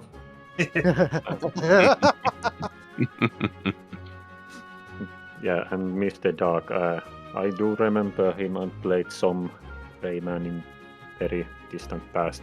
I don't remember much of my own experiences, but villain that basically blue balls you doesn't sound very good, and that is not a good character. I can agree with that. Yeah. Moving on, and unfortunately, Bob, your bribe was not enough. Dang. I knew I should have put in your currency and not done conversion rates. Damn. Yes. Yeah, I'm not here. Yeah. Yes, but Malavai Guin. Yeah, well, I'm not the biggest hater of him, but I do agree that it sucks a lot that you cannot kill him. That feature was removed in the beta version. That sucks a lot. He works on certain variation of your player character, but most people will be playing Darkseid, so he won't work at all. Leon, yeah, I've heard enough about your rant, so I know Leon bad Leon. Like I said about How, I don't have too much against How. He's just kind of fair. I don't exactly like him. He's just there. He just exists. Really? He does goofy things and more stupid things. Ava, yeah, well, from what you described about Ava, I'm just glad that I did not play Borderlands 3. Just sounds like an absolute horrid character. Yep. That I would absolutely hate. Yep. And then there's the Wonder Woman Among Us. I'm not the biggest superhero guy. I know about the Injustice, how it's all reversed, that they are sort of evil, sort of not. Mm-hmm. I guess I can't really say because I have not experienced it myself. How is she actually that bad? She's really just edgy Dark Queen simp for Superman. That's it. That's her entire character for 2 games. Pretty much. Even in the game that tries to fix all the other villains, like character-wise, to give them more depth. Like Harley Goddamn Quinn has more depth. What universe are we living in? I'll trust you on that then. Then this comes kind of as an unfortunate since Chris ranked me as last one, but I'll give him the victory royale for almost creativity alone. I don't know much about the handler, but yeah, having no name just tells a lot about characters. Again, Star Fox is something I'm not exactly familiar with, but it was a pretty good description why this Toad, Sleepy Toad, is a bad character. All I could just think of was fucking Frog Chair from Pixelmon, and I'm describing it. Looks too similar. Reaper, that's a very creative pick, and I agree, Creepers are very annoying fuckers when they actually go wrong and destroy a lot of things. That's why many servers have TNT creeping and disabled. Oh man. Mm-hmm. And I can't say I don't remember your description about swords currently. Useless thief who doesn't get better. Yes, useless thief. Yeah, okay, yeah, that. Yes, I'll agree with that. Yeah, especially if you cannot upgrade him. Yes, that makes a lot of sense to be bad. And then there's Mindy. I thought the Mindy troll is kind of funny in retrospect, but yeah, it sucks a lot when they just do it like that, just troll you. Oh yeah, like once you get fooled once and it's fine. It's like, oh okay, fine, now I have a free Everstone, whatever. But if you go in there expecting a Gengar, it just shatters your soul. Yep, that is what happened to me as a child. I did do the trade in Diamond and Pearl. Ooh, did my Haunter evolve? Just kidding! Yes. Yeah, very creative list for Chris, so I'm points for that. Well, thank you, sir. Alright, well that leaves it to me. Doc, go. Okay, Doc, I got this. Thanks, Doc. Sorry, I've been hanging out with the insane asylum too much. Alright. So, maybe this pick in particular might be a hot take, but Chris, I'm gonna put you last here. Because it happens. I kind of like the handler. I'm back and forth on them, but I kind of do like them more than I hate them. But I can understand the dislike. On a bad day, I'll dislike him. On a good day, I'll like him. So, Slippy Toad. He's Slippy Toad. He's probably for me the worst thing on your list. He sucks. He just sucks. The creepers. I forget who said it. I think it was Peter. But they kind of serve like a gameplay mechanic. Like, you kind of want them. They kind of symbolize Minecraft in its essence, and but you're right, they also symbolize trolls. But I don't know, I like having the creeper there. It gives it like an air of, oh, I gotta be a little more cautious than just worry about myself. I have to worry about my structures. So, I kind of like having him there. Soth, he sounds like a useless unit, but otherwise, he's not really offensive, I guess. If you lose your other thief, it'll suck to use them, but I don't know. And then Mindy, I loved your bit. If I trade once, I'll be mad the first time. After that, it's on me. Yeah. So, and the fact that it's just a Medicham, you can get another one, so it's not like a huge deal. Oh yeah, it's an easy trade for sure. It's just more the principle behind the fact that she does this son of a bitch Everstone thing, but I don't know. It's the fact that she caused the ripples in the multiverse that really lands her here. Well, imagine being the kid who trades for a shiny Medicham backs and not knowing it's valuable. Oh no. Someone's probably done that. Probably. They're gonna cry themselves to sleep for many nights. Third for me is going to be Sam. I like Sonya, but your points are very correct. She is probably not as well written as a character as I'd like to admit. But I just can't help it. I love her. I love the character that she gives off. So I just can't help it. Moneybags, I hate fucking roadblocks to begin with. And a capitalist roadblock, fuck that guy. Kippara Gabora, I'm thinking Ocarina of Time. He may pop up a bit, but I don't think he pops up as often as people remember. And if you're careful, you can avoid getting stuck in a forever talk with him. I first played it as a team. Mm-hmm. He does show up more often. I'll see when I play it, but for now, again, when I play it, I might recontextualize it. Koroks, annoying. I kind of agree that they're not really characters, but the fact that their little side quests don't go away does make them more annoying than they should be. But you don't. If you know that you don't have to get them all, and you know the final reward is pointless, then at least you can justify not having to go after all of them. And Shadowheart sounds awful, but I also kind of want to see what happens if you befriend them. Again, that's another character that once I play it, my opinion may change, and that you may rank higher. But for now, I don't know. I'm not too convinced that they're terrible, but I'll see. So then, third, I'm putting Peter. Hello. Quinn, good start. I thought he was kind of middle of the road of your list for me. Leon, obviously, I love Leon. Had your last two entries been not as strong, this would have held you back severely. Imagine. I love Leon.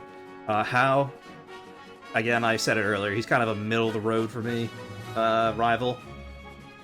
Some days he's better, some days he's worse. I have to replay Gen 7 again to really get a feel for it. I did dislike the swap from Kukui to him for the Ultra Sun and Moon games. Oh, it's such a downgrade. It is, but at the same time I understand, but they were just copy-paste, they might as well just copy-paste Kukui over, whatever. Yep. Ava, like I said, that actually made me mad, knowing that they killed off both Maya and Lilith. That made me mad. Yep. In the stupidest way possible. Ugh. All to give her everything. Especially Lilith. Lilith was already a great character. If they wanted to kill her off, fine, I get it. She kind of served her purpose after 2. But in a way that, not in a way that degrades her character. Nope, she just gets to roll over forward for this, like, what, 10-year-old? How old is Ava meant to be? Doesn't matter. It pisses me off. And then Wonder Woman, I hate this version of Wonder Woman so much. I don't know why the Injustice writers hate Wonder Woman so much, but they hate her. Apparently. Every version of her in Injustice is just the worst. The Flashpoint writers hate her too. Oh yeah, no, I don't know what it is with the Wonder Woman hate. They just hate her. But Barma, getting first for me. Bonnie, you brought back a core memory that I didn't want back. Put that away. Lana sounded interesting. I hate playing some wood, except for Plank. This boring yes man of a character. Just why? You're wasting time and resources into my time, my enjoyment. Hai Lang, it's kind of funny, but if the mass populace hates him, and if, I don't know, his design doesn't thrill me either, so that's kind of negative points, so perfect for the list. Lawan, whatever their name is, kind of the weakest one. I don't know too much about this character, but from your description, they sounded just kind of annoying, and I'm just like, F.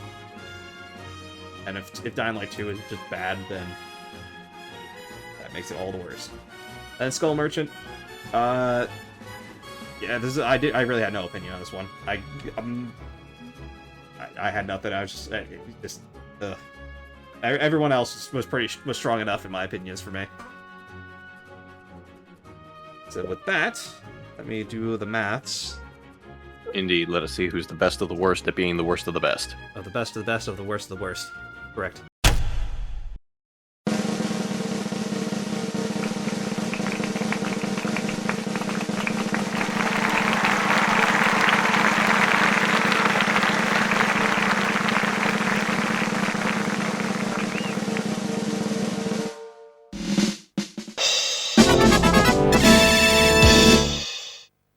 In a first-time three-way tie for first, we have me, Chris, and Barma. Oh. Okay. I don't know. You want to do your math again? Huh? You want to do your math again? 11 for Chris. Let's see, 7 for you. 9 for you. Oh, wait, hold on. You're right. I think I messed up here. Hold on. Yep. I messed up one number here. This game's winner is... So first place actually goes to Barma. Sorry, Chris, didn't mean to blue balls you. I pulled a Mr. Dark. That's fine. Let's go. This is First one in and he won. This is the Who does this remind you of? This is the second time that third time someone has done this. The newcomer buff is OP. It really is. Well, congratulations, Barma. Good job, Barma. Congrats. Thank you, thank you. And no one can blame me for rigging this, because I could, if I wanted to, I could have put Barma like 1 or 2 points lower, which I was thinking about whether I would like Peter's or Barma's more or less. But it was really just because you picked Leon, Peter, that I put you in second. Cry about it. You. Your husband is trash. Not even my husband. Cry about it. Alright, that's it. You're going to jail, buddy. Put him in the cell. That's it. I'm out of here. I'm going down the tunnel. Sam, follow me. You're going in with Leon. That tunnel leads to a jail. Okay. Well, conveniently, I have that water cell for Slippy. We can divert some of that water in there, see how long he lasts. Since he's taking up my spot in the cell, can I have his place as a guard? I mean, I don't see any reason why not. It certainly beats doing a background check on a new employee. Alright, guys. Let's go! Peter got away Why from do I it. hear Sonic drowning noises? Help! Quick, plug the hole. Wait, no! Alright, With this rock I found. with the bird buried and stuck in a flooding cell, we'll see you guys next time with whatever bullshit we got going on. Later. Bye-bye. Goodbye!